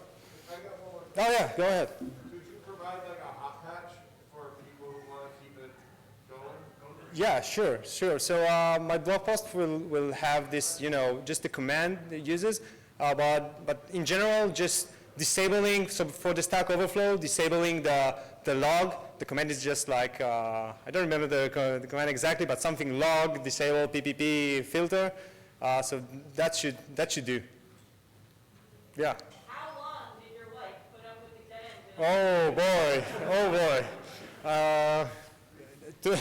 If you ask her too much, but it was like, oh, sorry, okay, I got it. So the question was how long my wife had to put up with this. I would say half a year or so. Yeah. Yes, I know. Anything else? Yeah. Are there other logging functionalities or like logging further down, or is the solution literally just don't know what the clients are doing? So let me just repeat the question. Are there any other log functionality? Yeah, so that's the question, just to be sure. So yeah, and I looked, I was looking at most of the LCP log functionality, but they might be, every protocol, every sub-protocol, the PPPoE, the PPP, everything got like log functionality. There might be other vulnerabilities out there. I can't really say, but from what I inspected, I didn't find anything else except for that. Okay? Oh, yeah, go ahead. All right, so the question is which other protocol I looked into it except for LCP. So I was looking into the IPCP, which is the IP protocol. And well, also, so I had this, I mean, PPPoE for sure. I was also looking into it. And I think that's about it. Okay, thank you guys so much.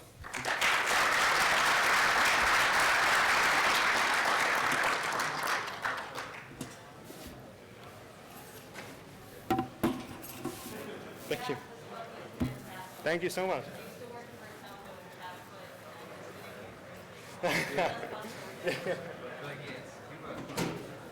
No, but I can just, yeah, sure. Good job.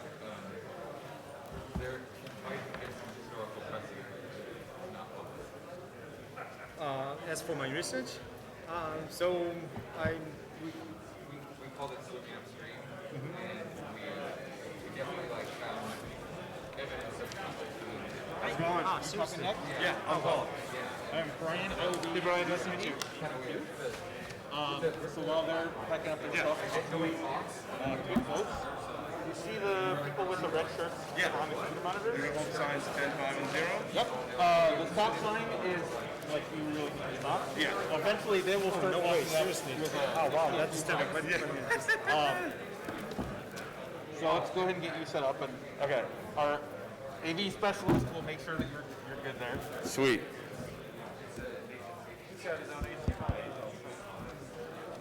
There.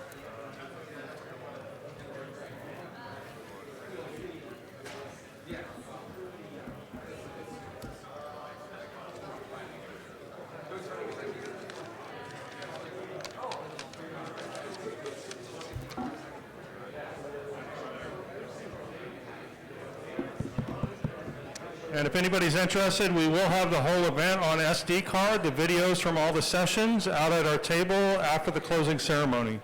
Thank you.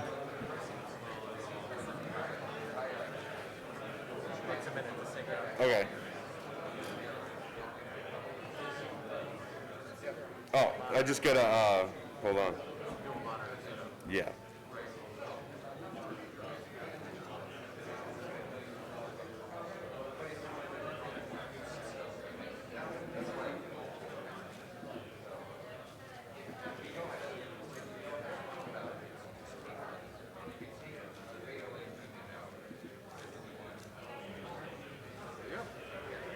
Okay. Thank you. So let's take a step back. The mics are hot all the time. Okay. Okay. You mentioned the SD cards when you start. Yep, I can.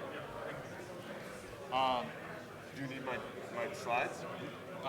If you can upload your slides to, you got a forum that was sent to you. Okay. In my email. All right, I'll do that. If you I can have them on upload- USB thumb drive just Yeah, upload them to the slide deck. That will make sure that Okay. we can get it published in. Okay. So yeah, use that form, upload it. Okay. That will be helpful. Let's see. I mentioned the person with the sign. Yeah, I got it. I got kind of quick in the beginning, I spend time in the middle, and then I'm going to talk when I see the signs, then I know to move. So I've actually structured it. Okay. When I see a sign, I can wrap up. So. It should generally be fine. And like we're basically the last couple for once. Okay, so there's not a lot of, because I haven't given this exact presentation before, so like, you know, I always have that potential of missing the mark timing-wise, although I've been doing this so long, it's like the inevitability that I'm like, oh, I ended on time. Like You have a little bit of flexibility, okay. but just be cognizant. And we don't want to, like, we want to leave people to actually have an opportunity to break for lunch before the closing preliminaries. Okay. So, with regards to masks, while you are speaking, you're welcome to take your mask off. It is your comfort level. Okay, If you want to keep it on, keep it on. If you want to take it off, you're welcome to. We ask that as soon as you're done, put it back on. Okay.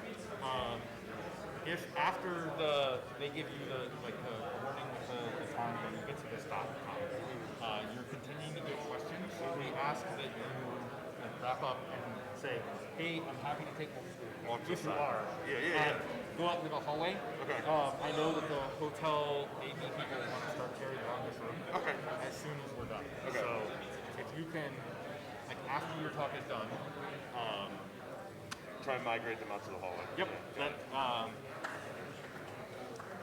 otherwise, do you have any questions or concerns or? No, I'm good, man. I always stress this when my laptop's going to connect to the projector, so. That's one of the reasons why we have that form. So it's a Google form. I didn't see that. I missed one email. So that's really important. that Google form, you can upload the slides, it syncs to Google Drive, and we have backup computers where we auto sync all of the good things, to know. all of the presentations that get uploaded, auto sync to backup laptops that we know work with our projector. So that if there's something wrong, I always bring it on a thumb drive in case of that situation as well. So I can always just give it to you. right? So that But the form I like better. Yeah. that form gives us both a backup as well as makes it so that we can immediately put it online. Gotcha. And we're running close to time. Yeah, we've got a couple more minutes. Okay. I normally start like the last 3 minutes before the hour, do a little bit of. I'm sure you've been here this week. Yeah. You've seen the introduction and stuff. Yeah, what were you going to say to, did you have something to introduce me or? Well, I don't have anything particular. Normally we just, announce you as, so by your name, caller, right? Yeah. Right, and then I have a couple of just announcements, general stuff to throw out to the audience. Okay.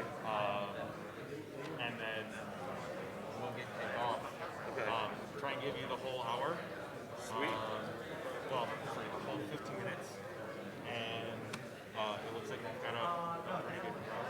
Like I said, the community here is really positive and really encouraging. So it should be great. My first ShmooCon was 2006. Awesome. So you've been doing this for a long time. I have.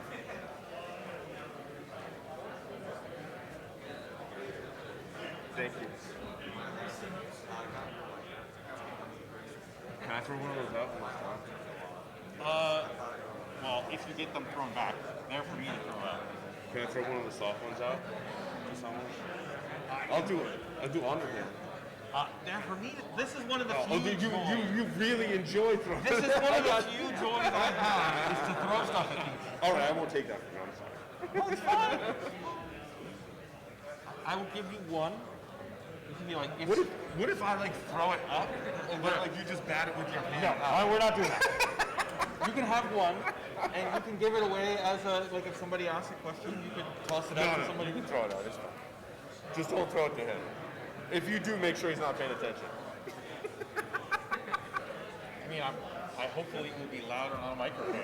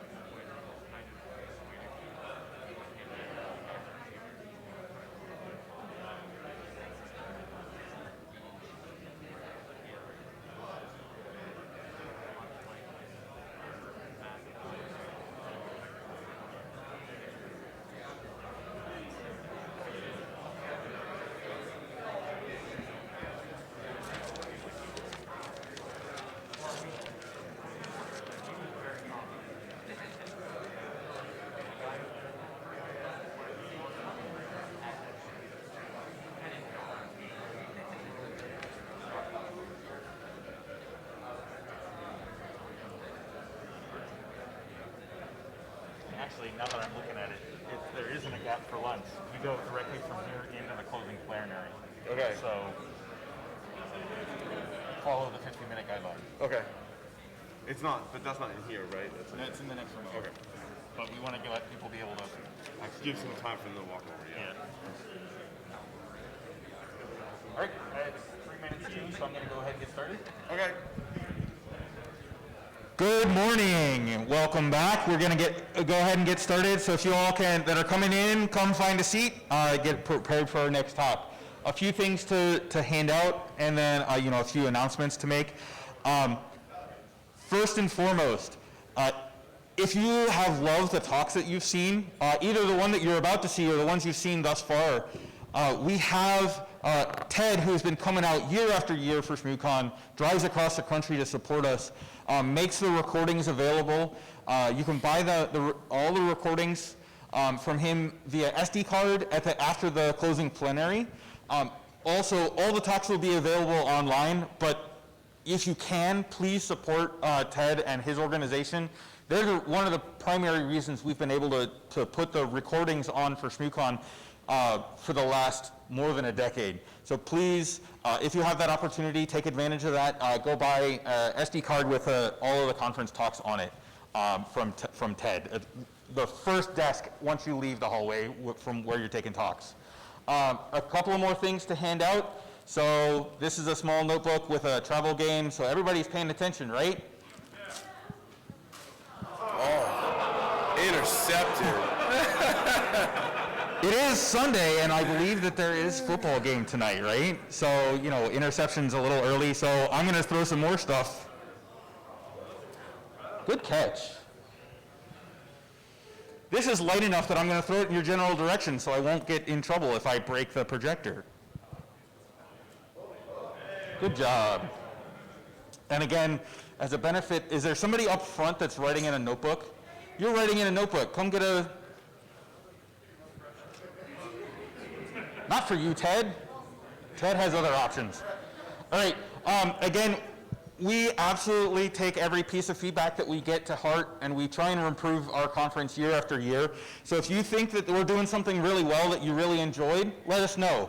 If there's things that we could improve, let us know that too. We want to make this better, and the only way we do that is with feedback from our community. We have been actively doing this for, this isn't ShmooCon 18, but we've been doing this for 20 years.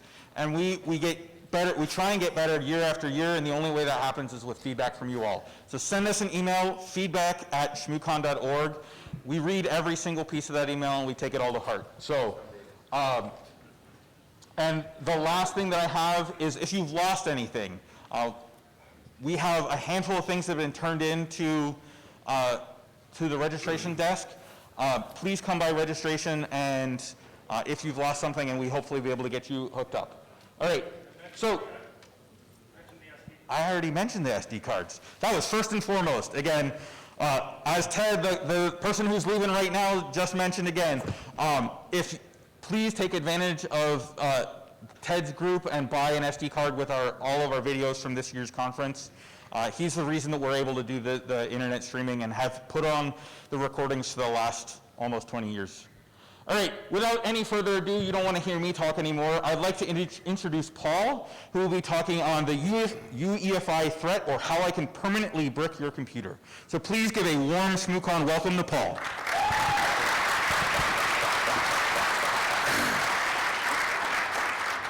Hey, thanks for coming to my talk, and thanks for ShmooCon for having me here. It's awesome. I want to start off with a question. When all of you nerds are all of you not nerds, I don't know if Jason from marketing is here, but when anyone buys a computer or is thinking about buying a computer, you have some requirements in your head. What are some of those requirements? Shout them out.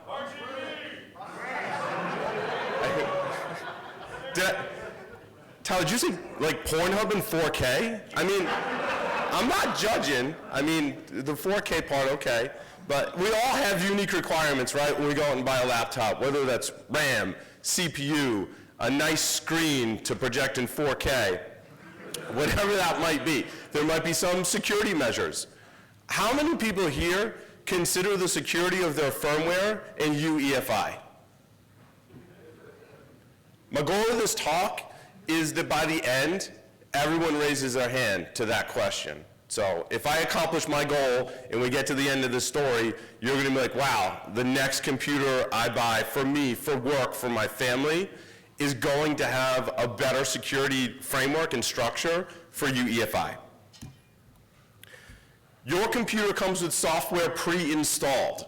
When you purchase a computer, most of us nerds, the software on there looks very different from the day we got it. I run Manjaro Linux because it's in my unspoken contract that I have to tell you I run Linux on my desktop.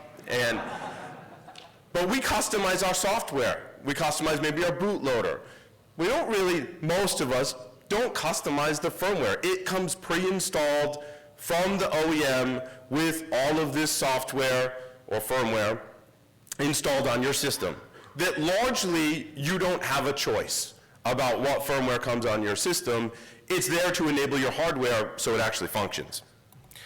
The other thing is that it's not easy to modify or update. We'll talk a lot about exactly why that is. It has the highest levels of privilege on your system. We'll talk a little bit about privilege levels as well. Most users don't even know it's there, let alone customize it. In fact, I think you shouldn't really know that it's there. So again, this is the most highest privilege level. Like on the far right or left, depending on your perspective, we've got like Linux memes, right? And we traverse all the way down the stack. We go from the kernel to your bootloader, and then we get into this magical space called firmware. And this firmware has the highest levels, right? I'll spare you the ring diagram that I put in every presentation, but this is before the operating system, it's before the bootloader, even your UEFI firmware within that. Intel ME and CSME have even higher privileges that we've labeled ring -3 on your system. With Intel ME, if your computer is off and is receiving power, that firmware is running and you're able to interact with it. And it has full access to all of the hardware and can trick the bootloader operating system into doing all kinds of things. So what is firmware? Firmware for me is just software that's inconvenient to program. We're really blurring the lines between what is software, what is firmware, and like most other software, firmware has a lot of vulnerabilities. And I'll definitely show you some of the research that we've done in order to prove to you that there's a lot of vulnerabilities out there in firmware, and specifically UEFI firmware. Now most people, you would want to think update your firmware, and you know, I'm not saying it was aliens, but you should update your firmware, and I repeat this all the time, but you probably won't. And after I analyze some of the data from our research team, that you're not updating your firmware. Like I'm looking at all of you and the people that you know that run, like you're not updating your firmware. Attackers are going after firmware. This is one of the things. I work full-time for a company called Eclipsium. One of the many research projects that I worked on was to look at all endpoint malware that was attacking UEFI. It was very selective. You can go to the link and read the full article. I know the text is really small. Mabromi is the only BIOS-based attack on there that I thought was cool enough to make the list. And in the blog post, I linked to all the information about all these different strains of malware. One of the ones that was most recent, Cosmic Strand, that is probably the best example that I can think of as to how the malware is able to traverse to those lower levels and trick the operating system. They did a great job of explaining how that malware works. I was really exciting. I'm like, but that really sucks for defenders. The last one, Black Lotus, we're kind of on the fence whether that actually existed. There was a UEFI bootkit for sale, supposedly for sale, on some dark market somewhere. I haven't seen any good evidence. I didn't include a reference to it as it did get some press. So there is malware out there looking to infect computers via the UEFI threat, which replaces BIOS on all modern PCs, laptops, and servers. I shouldn't say all, on ones that choose to implement UEFI. Now, a lot of you won't believe me.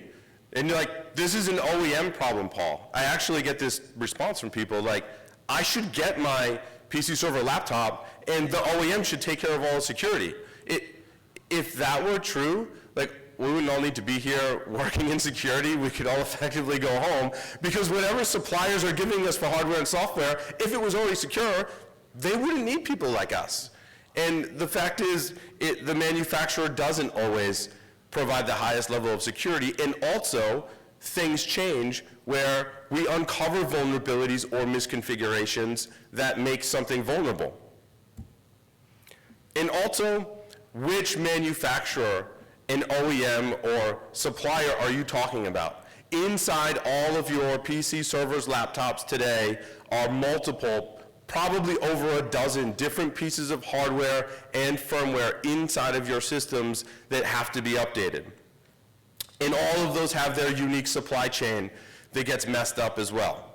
And in this talk, we'll focus specifically on your UEFI and specifically what's being stored on your SPI flash chip that stores some of the firmware, I should say, for the hardware inside of your computer and is instrumental in executing the process that goes from when you push the power on button to when you're presented with the login screen.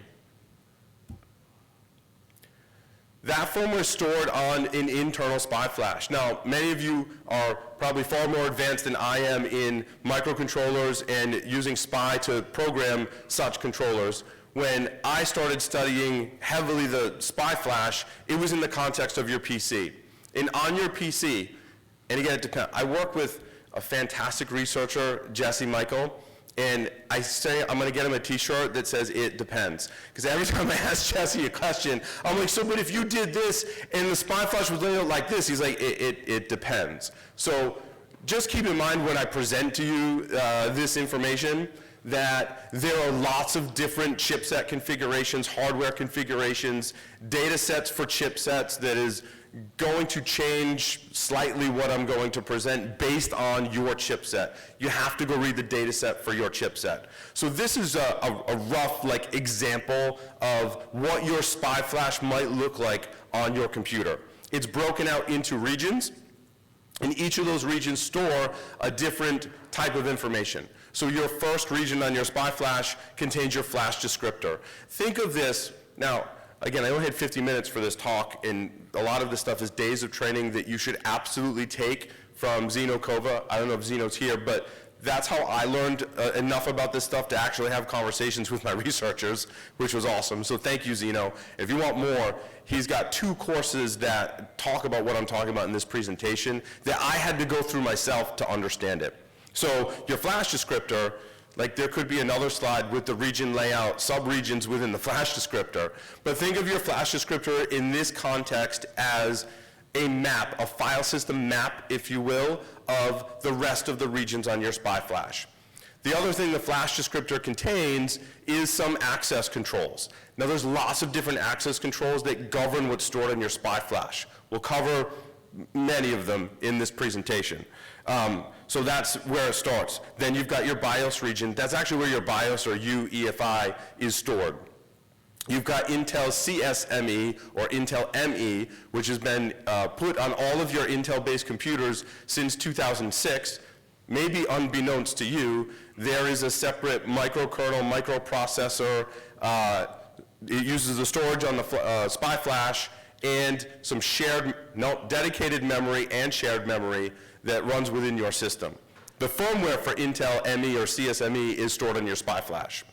You've got Intel Gigabit Ethernet. This is basically configuration information, the best I can tell, about your Gigabit Ethernet adapters. The EC region is your embedded controller. So on your laptop, typically, you'll have keys that you can adjust the brightness on your screen and other such functions. That hardware is all controlled with firmware that's stored in your EC region. Platform data is like other data that OEM may have wanted to store on the SPI flash. So I don't have good research yet on what is actually stored there and what we could possibly do with it, but we are finding this on more modern computers that are being produced. So that is Intel, and so we're talking about Intel. Now, I'm not to say AMD and other processor architectures don't have a SPI flash or similar things. They do have similar things, it's just different. What I'll focus on here is Intel, because it's the most common, and I work with a bunch of people who used to work for Intel. So this comes from Zeno's older training, that original training that Zeno was talking about yesterday. And I had to study how the SPY flash was accessed on your computer. So it's basically two primary methods. You can directly interface with the SPY controller that's on your chipset, or more likely you're interfacing with MMIO. So it's memory mapped regions inside of protected memory in this case that you access, that brokers the access into the SPY controller that's on your ICH or PCH, which if you're building a gaming computer, right, they talk about what chipset are you running. The chipset is your integrated controller hub or platform controller hub. It's basically the central hub that has all the connections to the different pieces of hardware on your system. One of those pieces of hardware is your SPY flash. And access to that is a whole talk in and of itself, but basically UEFI creates a protected region in memory that sets up registers and access controls so that applications and programs and stuff can access things on the SPY flash to either read or write to your SPY flash. When you need to do things such as update your UEFI BIOS, swap out your secure boot keys, that all goes through this process. Again, there's like entire multi-hour modules in Zeno's training that explain all this work, and it's chipset dependent, so there's a lot of it depends in there. So if you're looking at this going, I think it works slightly differently, it probably does because it's chipset dependent. Okay, so one of the goals is we have to protect what's on the SPY flash, because if we're able to modify it, as you'll see, there's a whole section I'm going to talk about, air quotes, bad things could happen. So all of the settings, again, depending on the chipset, there are protections such as only when the processor is in SMM mode, system management mode, is a processor mode that locks operating system operations so that it can do privileged operations. What is required to be in SMM mode to be done is also like a register setting basically that says you can't update your BIOS or this region of the SPY flash, your BIOS region, unless the processor is in SMM mode. Also, I mentioned the flash descriptor, lays out access controls. Now, the thing that got me was when I started looking at systems, and I'll show you some results of some basic scanning tools that are open source, one of them being ChipSec, I was finding these misconfigurations from the OEM that didn't configure these protections that allows you to write to the SPY flash, and I was like, I kind of understand it well enough now where like, can I just fix it? Can't I just change this stuff? It turns out you really can't. Like it's tied to the hardware, and the registers have to be programmed in the UEFI BIOS. So in other words, I was talking with the researchers, I'm like, well, what if I change that? They're like, well, you could change it so the register behaves in a certain way, but the firmware that's installed on there doesn't honor that register, so it's not going to implement that security control, or there's just not a physical trace on the board that maps to that register, so you can change it all day long, and it's not going to take effect. That's why we have to go up the supply chain to the OEM to get fixes to a lot of the problems that I'll talk about. Okay, so there's 4 main protections. There's lots of other ones. Zeno's training goes into a lot more detail and like maps out those trees of all the different protections. I like to focus on the 4 protections that you can pretty easily find with open source tools like ChipSec. The flash descriptor, global write protections, BIOS range protections, and flash configuration lockdown. So one of the first things you can do, and I think it's pivotal to the story here, is you need to dump your SPY flash on your PC, right? You may have done this with other different hardware and microcontrollers. If we get a good dump, a clean dump of the SPY flash, we can do a lot of analysis with a lot of different open source tools. So this is your first step into looking at what's on your SPY flash. ChipSec is a great program. It came out of Intel. The founders at my day job were the original developers for ChipSec. And one of the nice things about ChipSec is on Linux, it loads a kernel module that accesses the SPY flash and creates you a dump file. Awesome. The next thing you can do is analyze that SPY dump and look at the configuration for your flash descriptor. I hope you can look at this and start to figure out what's wrong here. What's wrong with the permissions on the flash descriptor region on my SPY flash? We know RW is read write. So hold on. This vulnerability persists, and we'll show some data next that shows how much it persists. If I can write to the flash descriptor region, I can change the rules. It's like leaving your firewall exposed to the internet with your management interface with no password and letting the internet write your rules. I can change the rules if I can write to the flash descriptor. Also, if I can overwrite the flash descriptor, here's our first example of creating an air quotes permanent brick. So if the protections aren't set correctly, this is bad, like I found on these systems that really aren't that old. The next ones are BIOS region write protection, so there's multiple levels. The backstory here, because it would take 30 plus minutes to explain each one in excruciating detail, but the takeaway, TLDR, is there are protections that force the system to be in SMM mode in order to write to your BIOS region. Intel realized there were some issues with that, so they added another layer of protection. So now as an OEM, I have to figure out which combinations of protections, whether I'm going to use the BIOS write enabled coupled with the BIOS lock, right? So I got to set BIOS lock. In order to undo BIOS lock, I have to set a register. Then they also added SMM BIOS write protection, so I can't just lock and unlock it. I have to make sure the system's in SMM mode. There was one of my favorite research papers of all time called Speed Racer. One of the authors was Corey Kallenberg, and it's just an awesome paper that you can read about that, and I have references to it, so don't stress if you can't find it. So that's BIOS write protections. But now there's attacks against it, but some OEMs just don't set these protection bits at all, which means I can write to the BIOS region. The other level of protection, number 3, is BIOS range write protection. So this is basically they're called, if you see the docs, FLAs, flash linear addresses, right? Really fancy language for basically the addresses where all the locations are in your spy flash. You can apply protections to select ranges. So like independent of all these other protections, you can say, I want this range to be protected and no one should ever write to it, ever. And it's an additional mechanism to protect. However, like in this case, they didn't set those either. Once you've set all of this stuff, configuration and all the registers, you can then lock down your configuration. This one's interesting. The configuration is most often locked. I struggled to find a system that hasn't set, there's one bit there where line 15, where there's 15 in square braces, flock down, flash lockdown, they lock the configuration. But all the examples I showed you came from the same system, and they were insecure. So they basically locked an insecure configuration for the spy flash.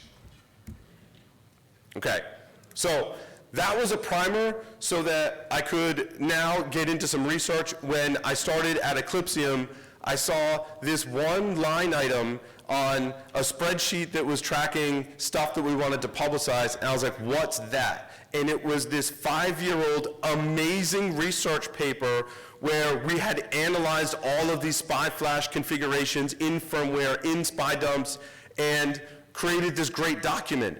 And I went to one of the founders and I was like, Alex, what is this?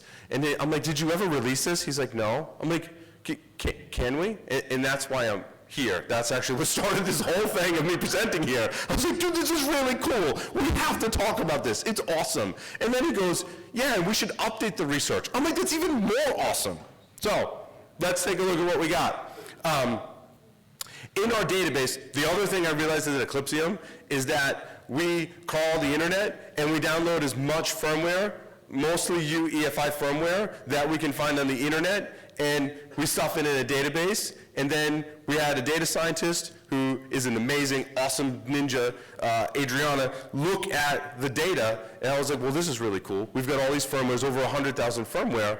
What's just some basic data that we can pull, right? We're still working on this. We're going to release some research papers as well. But we started looking at the data, and I was like, well, that's interesting. So across 138,000 firmware packages, we identified 198,000 CVEs just by doing a basic match in basic stuff. Again, this talk isn't about how we collect it or analyze it. I'm encouraging my researchers to give that talk. This talk is about the results and their implications and how we can fix it, which is kind of depressing because the number one CWE that we found is essentially the buffer overflow. And this is from a large data set. This is stuff that we know. If we were standing around drinking at the bar and I said, D, firmware's vulnerable. Dean was like, yeah. But now I have data to go like, no, firmware is really vulnerable on a massive scale. We haven't fixed the buffer overflow problem in a huge amount of software that's pre-installed on all of your systems, that's difficult to update, that has the highest level of privilege on your system. So I was excited about this, and now after I just said that, I'm a little depressed. I have something for that, though. Bring it up for the whole class? I did not. It was a gift. So the 2017 research. So I started with the largest data set. Now I'm going to start traversing down.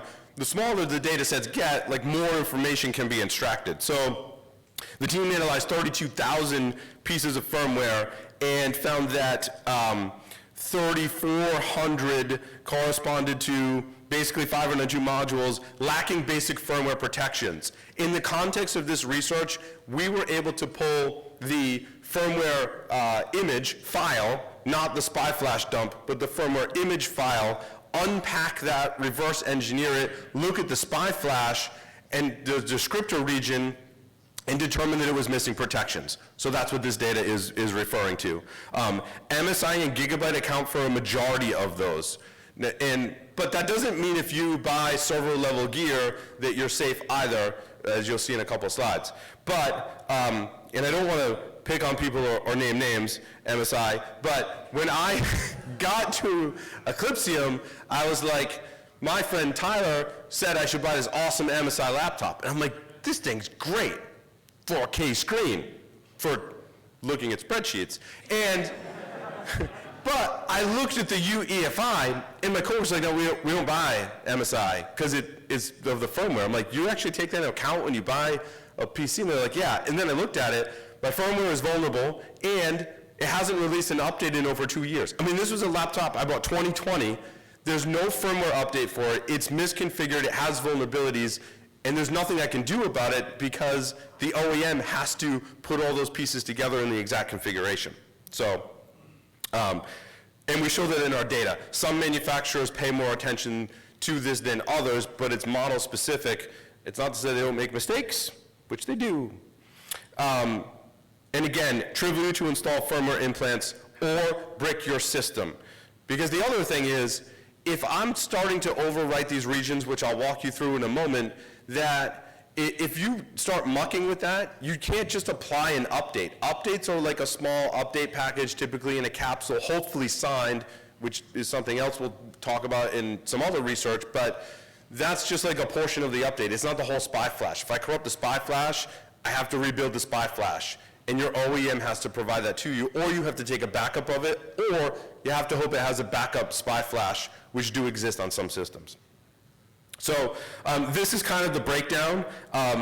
Intel, like their own configuration, they've locked this stuff down. They author chipsec, they know about this stuff. However, Intel has to hand their chips, the data set, the toolkits over to an OEM that's integrating this into their system and can make all of those configuration changes, which is why when it gets in the hands of Gigabyte and MSI, they make mistakes because they want to get stuff out the door, and they're trying to integrate it with other hardware and software from other manufacturers.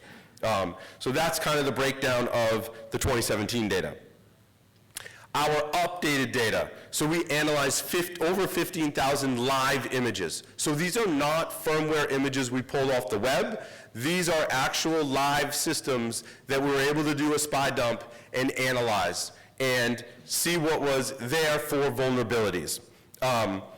In almost every single one, we found a firmware vulnerability.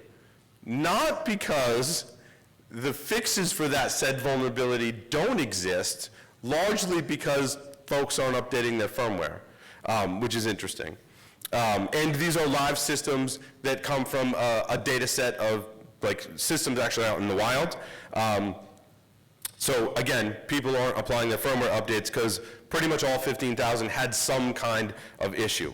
What kind of issues did they have? I analyzed a subset of that data as it was coming in, which is still, this chart is representative of the larger data set, as you'll see. And some of the issues, so 20% in my smaller data set had some kind of spy-related issue. Still a pretty good number of systems, and as you'll see in better cases next. The other thing was outdated DBX is the #1 vulnerability we're finding. That means people aren't updating the revocation list for secure boot on your systems. Folks, this is super important. You should definitely do this because it means there's vulnerable software that I as an attacker can take over and circumvent your secure boot process. If you're not updating your DBX, your revocation list's not getting updated. The other thing that was interesting was microcode. Spectre, Meltdown, and a host of other microcode vulnerabilities come down through your UEFI firmware updates that Intel has to really, or AMD, whoever it is, has to go, hey, here's a microcode update. Then they have to integrate that into a firmware update. You have to apply the firmware update, which in turn applies the microcode update. And there's a series of keys that protect that validate that microcode update. And what we found was 45% of systems were missing some type of microcode update, which means you're not updating microcode. Okay, let's look at a little bit of the Dell and manufacturer-specific information. So out of our 15,000, we had 6,643 Dell-based systems. Now, what I find interesting with this data set is 1,846 of them are missing a BMC update. That's your baseboard management controller. Again, it is similar, very similar to Intel ME. In servers, right, it's a different manufacturer that may have basically an embedded system on your server that allows for management. And this can be really bad. As you'll see at the end, I will culminate with just how bad this could be. If there exists out there BMCs with default passwords, it means attackers can do really bad things with them without even really having to try. I mean, this is the same default password thing we've had on IoT devices since basically someone created the first IoT device. But what I also found interesting was there was a very similar number, even on Dell systems, that are missing protections on the SPY descriptor. So SpyDesk that's the chipsec module name. I apologize, I didn't put more English names in there, but that's the -m common dot spy underscore desk looks at your SPY descriptor and specifically speaks to missing protections on the flash descriptor region inside of that. So there was 1,700 of them. I mean, that's almost as much as the BMC. That's a lot more than I thought it would be, because a lot of these, while these problems are known, they're not getting fixed out there in the wild, which is what the data was proving to me, which is something, again, I kind of had a feeling about, but here we are. Same thing with Lenovo, outdated DBX, again, not updating your secure boot keys. Same, HP's better. So some vendors are better than others, right? So HP in this data, they didn't have as many unique devices in this particular data set, so that's why that data shows that. But certain vendors tend to be better than others, depending on the model, depending on the year, and also these vulnerabilities will not exist if you apply the patch. So again, Supermicro, more outdated microcontroller vulnerabilities, right? People aren't applying those as well. So I said, well, that data's great, but I'm a nerd. I want to check some of my stuff and see where my stuff is falling in this spectrum of what's vulnerable and what's not. Because here I am working for Eclipsium. I'm I think I do a pretty good job of locking down my systems, but then I started running these tools on my own stuff, and I'm wow, I really kind of suck at security. I had this, I was really depressed. I have medicine for that. And I looked at my own systems, and I was all right, here's a system that has a relatively recent BIOS. 2018 was actually the latest release from that. And I believe this is this little Chinese like Kotom device where the case is the heat sink kind of thing. And I was like, I got a great price on them. They run rock solid. Like, they're awesome. I use them for my firewalls. And then I'm like, I lock them down. I install the latest version of pfSense or whatever. It's great. And then I said, what happens if I look at how the spy flash and everything is configured? And it's horrible. There's no protections on the spy flash, which means if someone can attack it, they could basically melt my firewalls and destroy them, which is terrible. So this system did not, and I don't believe this one even had a BIOS update. If it does have a BIOS update, I've yet to verify if it actually fixes the issue. That's the thing, is I don't see in the release notes, like, hey, there's an update, and by the way, we fixed all that heinous stuff that Paul keeps talking about to protect the spy flash. They don't say that. It's a crapshoot. So again, this was purchased in July of 2020, July of 2021, and the BIOS versions on each are the same. And so in this case, there was no update for the OEM. In other cases, there were. In this case, no update from the OEM. So these are pretty modern systems. I mean, think about if you buy a small firewall-ish type appliance to run pfSense, you don't, like, you get these little appliances, but they've got some pretty heinous vulnerabilities. This comes from a larger system. This is like an i9 system that I have in production today. Now, what's interesting about this system is that it's newer, so the BIOS release date is 2021. It has some updates. Again, I don't know if these updates fix some of these issues. I do know I get a microcode update, and so now, like I do as I say, not as I do. I haven't applied this update because it's in production, but it has a microcode update. And I'm like, okay, that's cool. It doesn't say if it fixes the issue. The issue with this particular system is the manufacturer has left the UEFI configuration in manufacturing mode. Does anyone know the implications of what leaving a device in manufacturing mode has? Sort of like debug mode. If debug mode gave you the ability to fuse encryption keys on the board, which is a debug mode kind of function, that's what it does. So Intel has to deliver this hardware, software, and toolkits in manufacturing mode so that me as HP can go, I want to put my own keys on there, and then I want to fuse them to the board. It's not like the direct supply chain that Apple has where they control all the hardware and software. So like they don't have to, they do have manufacturing mode, but they control the whole process. Intel ships stuff with manufacturing mode open and leaves it up to dozens of vendors to go, I got to make my changes. Then I have to turn off manufacturing mode so that no one else can fuse the keys. If you can fuse the keys, you can not only break the system, but you can own the system in a lot of different ways. You can lock people out of running firmware other than attacker-controlled firmware. That's what some of these keys control.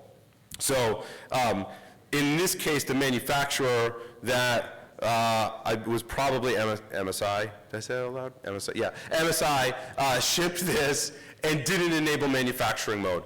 It's a really, really, really bad bug inside of your UEFI. One, that Apple has made the mistake previously. If you read my article when I talk about this that I linked to in this presentation, Intel-based Macs for some certain period of time didn't have manufacturing mode set correctly. Which is kind of interesting. So this is a mistake that OEMs can certainly make. And there's a lot of bad combinations. So ChipSec will try and tell you about these different, they will say, you haven't set the BIOS control mechanism registers to enforce SMM mode if you want to write to your BIOS region. And they recommend you should probably put some protected range registers in there to protect that region. Then you scan for protected range registers, and the next circle is you haven't applied any protected range registers. So you've missed all of these protections like you're not even trying. Okay, so now we've underscored the importance of UEFI and all of these settings. We've seen that in the wild, a lot of these protections are still missing to this day, even though some believe this is a problem that has largely been solved. I think my data proves that it has not. So me, with my evil hat on, I'm like, so what happens if we try and do bad things. And I want to put a disclaimer over this part. Like, please don't use this information to destroy people's systems. The purpose of this talk is to show you that it's possible. I'm not going to give you a Python script that can go wipe out systems, because the only purpose of that Python script would be to destroy systems. And I don't want to see that happen. I want to show you enough that we believe that this is possible, and we should work to encourage both OEMs and everyone in the supply chain to improve this issue. But if we were going to be evil, you would overwrite the flash descriptor, again, which contains the map, again, which is writable, and not even just wiping it out, but corrupting it in some way could have ill effects on the system. So you could kind of start with the flash descriptor. It's kind of that base level. You have to protect the map, the base permissions that are on your flash descriptor. As we've seen, some people don't. If you start going in to overwrite that. Now, there's a lot of what ifs, and it depends to get here. We'll talk about some of those. But if you can write stuff to the flash descriptor, corrupt it in some way, your system is not going to boot. And it could be, the reason for the air quotes is permanently means I gotta have some way to rebuild it, right? I gotta have a backup of it. I gotta have another spy descriptor that has a backup of it. Or I have to go to my OEM manufacturer and get a clean copy of it. Let's now look at the BIOS region, moving up in the stack a little bit. So this has rules, a lot of different rules that we've talked about to prevent overrunning, right? Force SMM mode before anything can write to the BIOS region. Most more modern systems like my framework have done a fantastic job of not only setting BIOS region protections, but also protected range registers to protect this area. So, but if you were to start messing with stuff in there, you could lead to a bootkit or permanently bricking your computer. The other interesting thing is a sub-region of your BIOS region is called NVRAM. NVRAM is where UEFI variables are stored. My estimation on looking at UEFI variables is it's like the easy way. It's like not even fair. Like the amount of abuse that we have for NVRAM variables, for buffer overflows, for abusing protections or missing protections on them is really high. If you want to go find vulnerabilities in UEFI, I'll give you like a very simple tip. Go look for the function called getVariable. That's getting unstructured data and processing it. A large percentage of buffer overflows that we've seen that affect UEFI are in getVariable. NVRAM is where they're stored. Now, these variables have different protections. So not only do you have protections of the BIOS region of the SPY flash, but protection of variables. Those can be runtime variables. Those can be authenticated variables. It's like an entirely different set of protections. And you can kind of see where it gets confusing for OEMs to make sure all of these things are done, to lock all of these things down. There's a lot of steps. You can, I've spoken to people who may or may not have done this before. You can truly mess up a system or brick it through NVRAM variables. It doesn't require full access. So, well, 10 minutes. Okay. Intel ME, not only for management, if you mess with this, so this is not just like remote management. If you mess with this, it is integral to the system. There were previous cases where if you mucked with this and screwed it up, your system would not boot. Or, it would boot, but it would turn off after 10 minutes. Because the anti-theft used to be built into this, and you didn't configure anti-theft correctly, so you, permanently brick, like your system's got 10 minutes, then it turns off. And there's nothing you can do about that. Gigabit Ethernet region, really interesting in that if I corrupt this region, this is where your configuration is stored. Typically writable, because what do you do with your Ethernet adapters? Especially a lot of us. You change your MAC address. Well, it turns out that gets stored here, so it has to be writable. But if I wipe it out or I corrupt it, now I have to rebuild it. If I don't have the stuff from the OEM to rebuild it, I don't have an Ethernet adapter. I'm curious how much AMT or active management technology relies on that and doesn't function, which means even if your server's in a data center and you have AMT, it can't use the Ethernet adapter because I just wiped out your partition. There have been some research. In fact, yesterday I saw another one that was given at Recon on your EC firmware. EC firmware is interesting. I've seen Mickey and Jesse on my team have talked about hiding data there, but if you muck with the EC region, bad things could happen. Platform data is one where we kind of don't know. I don't know what will happen yet. This is more research that I want to do. I don't see a lot of research. If anyone wants to work with me on that or do independent research, let me know.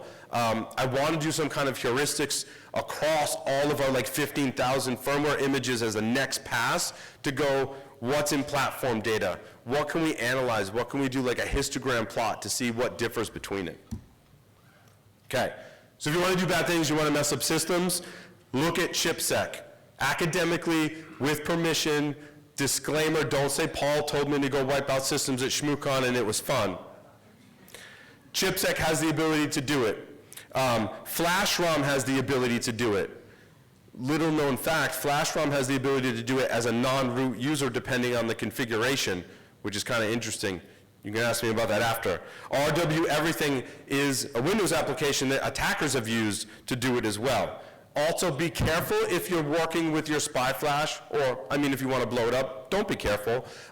Your EC controller uses the SPY controller to perform certain functions. If you're reading and writing from your SPY flash and interfacing with the SPY controller, your EC controller can interrupt that. It's kind of interesting. And could cause a bad read or a bad write of your SPY flash. A bad write would cause a brick. So there's kind of my tips for if you want to blow, well, not really blow stuff up. We'll get to that. Hold on. So why can't we just lock everything down? Because there's too many cooks in the kitchen. Intel releases a chip. Gigabyte makes a motherboard. The UEFI vendors, Inside, American Megatrends, Phoenix have a play, Dell, Lenovo, HP. All of these vendors have to work together in this ecosystem, in these supply chains, to put together a computer that's ultimately delivered to you. My Framework laptop, which by the way has done an awesome job locking down their firmware, licenses the BIOS from Inside. They use the open source EC firmware from Google. They have to work with Intel to make sure ME is configured in a certain way, to make sure that BootGuard can be configured in a certain way, which protects updates to your BIOS and other such things on your system that has to deal with keys. So there's software, there's hardware, there's firmware, there's keys, certificates, and all of that stuff that have to be coordinated. And guess what happens when something goes wrong? You get this. And this doesn't help anyone. I'm the end user. Microsoft says it's someone else's problem, but I updated Microsoft. You know, Framework may say it's one person's problem. Dell says, well, that person should update it. Who's supposed to update this? This does not help us from a security perspective. And also OEMs make mistakes. If OEMs do a better job and they start producing more firmware, I'm all for it. That's awesome. However, they freaking make mistakes. MSI rolled out an update that essentially disabled secure boot, but from the user perspective, it was perfectly good. So secure boot was enabled, and it was checking stuff, and if something failed in a revocation list, it let it pass and said nothing. And that was a mistake on MSI. So OEMs make mistakes. We can achieve this like, oh, well, OEMs are getting better. Yeah, but OEMs still make mistakes. AMD just patched 31 vulnerabilities. Sometimes source code gets leaked. Sometimes keys get leaked. If keys get leaked, it undermines the entire security framework for your PC server or laptop. If someone loses a key, you're screwed. Fortunately, the boot code keys, Intel BootGuard, I should say, that were leaked in that were development keys, and they weren't put out to production. We dodged a bullet. If that had not been the case, that means attackers could basically own your system and the low-level firmware that's on it because they have the key to do that. All right, some potential solutions. It's perfect timing, actually. So Richard Hughes is completely awesome. I'm going to spend more time with Richard because he's doing great work at the LVFS, Linux Vendor Firmware Service. This allows you to update your firmware on Linux. He's doing an amazing job. OEMs can submit firmware updates. It's being put into the Linux ecosystem. You can update your secure boot keys. Ignore when you go read my article, which I know you will because I'm going to link you to at the end, on how to update your DBX on Linux. Ignore that and follow Richard's directions. If you have questions, contact me. I'll help you with it. It's pushed forward the DBX updates in Linux in a huge way. Richard also has helped with the host security of some of your firmware. So a little known thing, if you put on a modern Linux system, I can't remember which version, but FWUpd is the service from Richard that goes on your Linux system. FWUpd Manager Security -- Force will perform a security audit of much of the hardware and firmware on your system and tell you if things are wrong. You can see my screenshot on the left. My spy lock is disabled. That's not flash lockdown. The configuration has been locked down. That means there are some missing protections on my spy flash. So this is starting to get worked into more common software that's included with more modern Linux distributions, which I think is an amazing thing. So this talks about BootGuard and a bunch of other things. It's a great thing to run on your Linux systems. If you haven't messed with it, check it out. And please contact me if you're messing with it and you don't understand the results or want to learn more. I will definitely help you out with it. I've been using it in all my systems to keep my firmware up to date, to perform these security checks, and to update my DBXs on all of my systems that I manage, which aren't just my personal systems. I have systems in production that actually still run the podcast, and I've used it to update all of those systems as well. It's gone amazingly well, and the project is doing great. I want to see more from this project and support. Update your firmware. Easier said than done, as we all know. Like we all have scars, gray hairs from updating firmware. I know, I get it, I do too. You see the gray in my beard? A lot of that's from updating firmware. You still need to do it, and people can still blow up your computer. This is recent research that, like, this weekend I was adding into the talk. This is research, a paper that was produced. I validated this with several experts in the field, and they absolutely say this is a real thing and it's possible by using the BMC, which frighteningly I showed still had default passwords enabled. The power management bus can be activated to permanently damage, and not just Intel Xeon. I have from good sources, it goes beyond Xeon PCs. This is something you need to pay attention to, because this is not even the spy flash stuff I was talking about. This is physically damaging your computer remotely. Everything I talked about today is remote access, without physical access, without clipping onto a chip or opening up your case. You can damage the spy flash, and in this case, from everything I can tell and experts, blow up a computer remotely. So, what's the future? I want to continue to raise awareness. I want to upload spy flash images to a central community project. I'm looking for people to help me with this. I'm looking to gain support. I want a dump from your spy flash. I want to be mindful of what data is on there, and I don't want to compromise anyone's privacy. But this is critical to understanding if Tyler wants to buy a laptop and I have that laptop, I can analyze my firmware, but Tyler has to know that I have that. I want this community. I want you to go to a website like VirusTotal and go, what's the firmware look like for this laptop that I want to buy one of from me, or I want to buy 15,000 of them for my job? Is it coming from the OEM securely? I think that will help, and I'm looking for help with that project. There have been some previous attempts with it. Also, I want to scan firmware updates for weird things. I want the MSI thing, the disable secure boot. I want us to know about that before anyone puts out that update. I want to have a VirusTotal-like thing that goes, hey, MSI just put on an update. We friggin' scanned it, and we go, oh, it disables secure boot. You should not apply that update until they fix it. Those are two things that I think are big in actually solving the problem. This talk was made possible by people way smarter than I am. I am just the evangelist for a lot of this stuff, but Alex, Yuri, John, all of the people that I work with at Eclipsium, and all of the people that have done research previous to this that I have read and tried to understand, I am on the shoulders of giants. These people have done amazing research. There was a talk at Hardware I/O. I love this slide.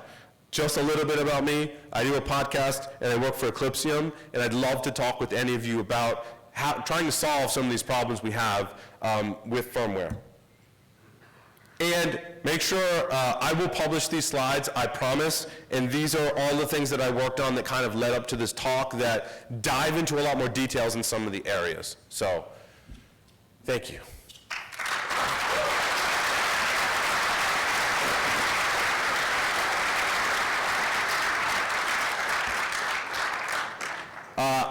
I can take one question, and then we can take more questions for as much as you want in the hallway. One question. Yeah, so exactly how does this really affect TPM? I mean, obviously this needs to happen before TPM kicks in, so does that completely alleviate the concept of TPM? Yeah, the question is how does TPM either like help or support this process? Largely this stuff is outside of TPM. When I talk about the boot process, how UEFI works, how firmware updates work, to my knowledge, and I'm not a TPM expert, this falls outside of the TPM process. So it's...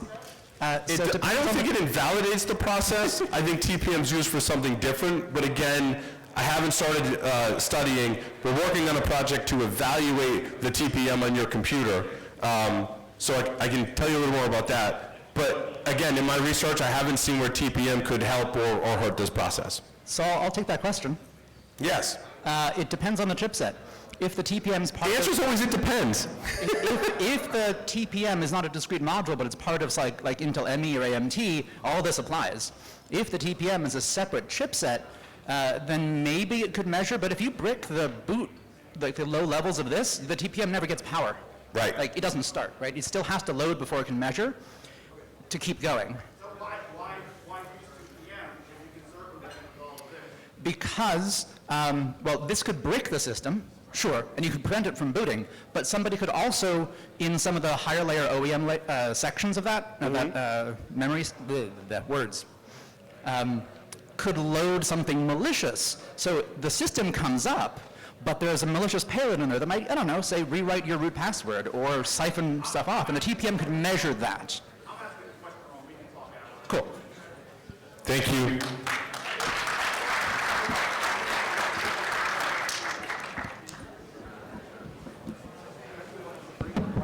Oh, hey, look. I love the framework laptop. Woo, framework. Yeah. Yeah. Thank you. Thank you so much. Thank you. Yeah, I know. Apparently the AV folks want to break down this room, so I'm going to mosey out into the hallway. And I'm happy to talk with you for, I got like at least 2 hours, so. Hey, Zeno. Nice to meet you. Thank you so much for your work, Zeno.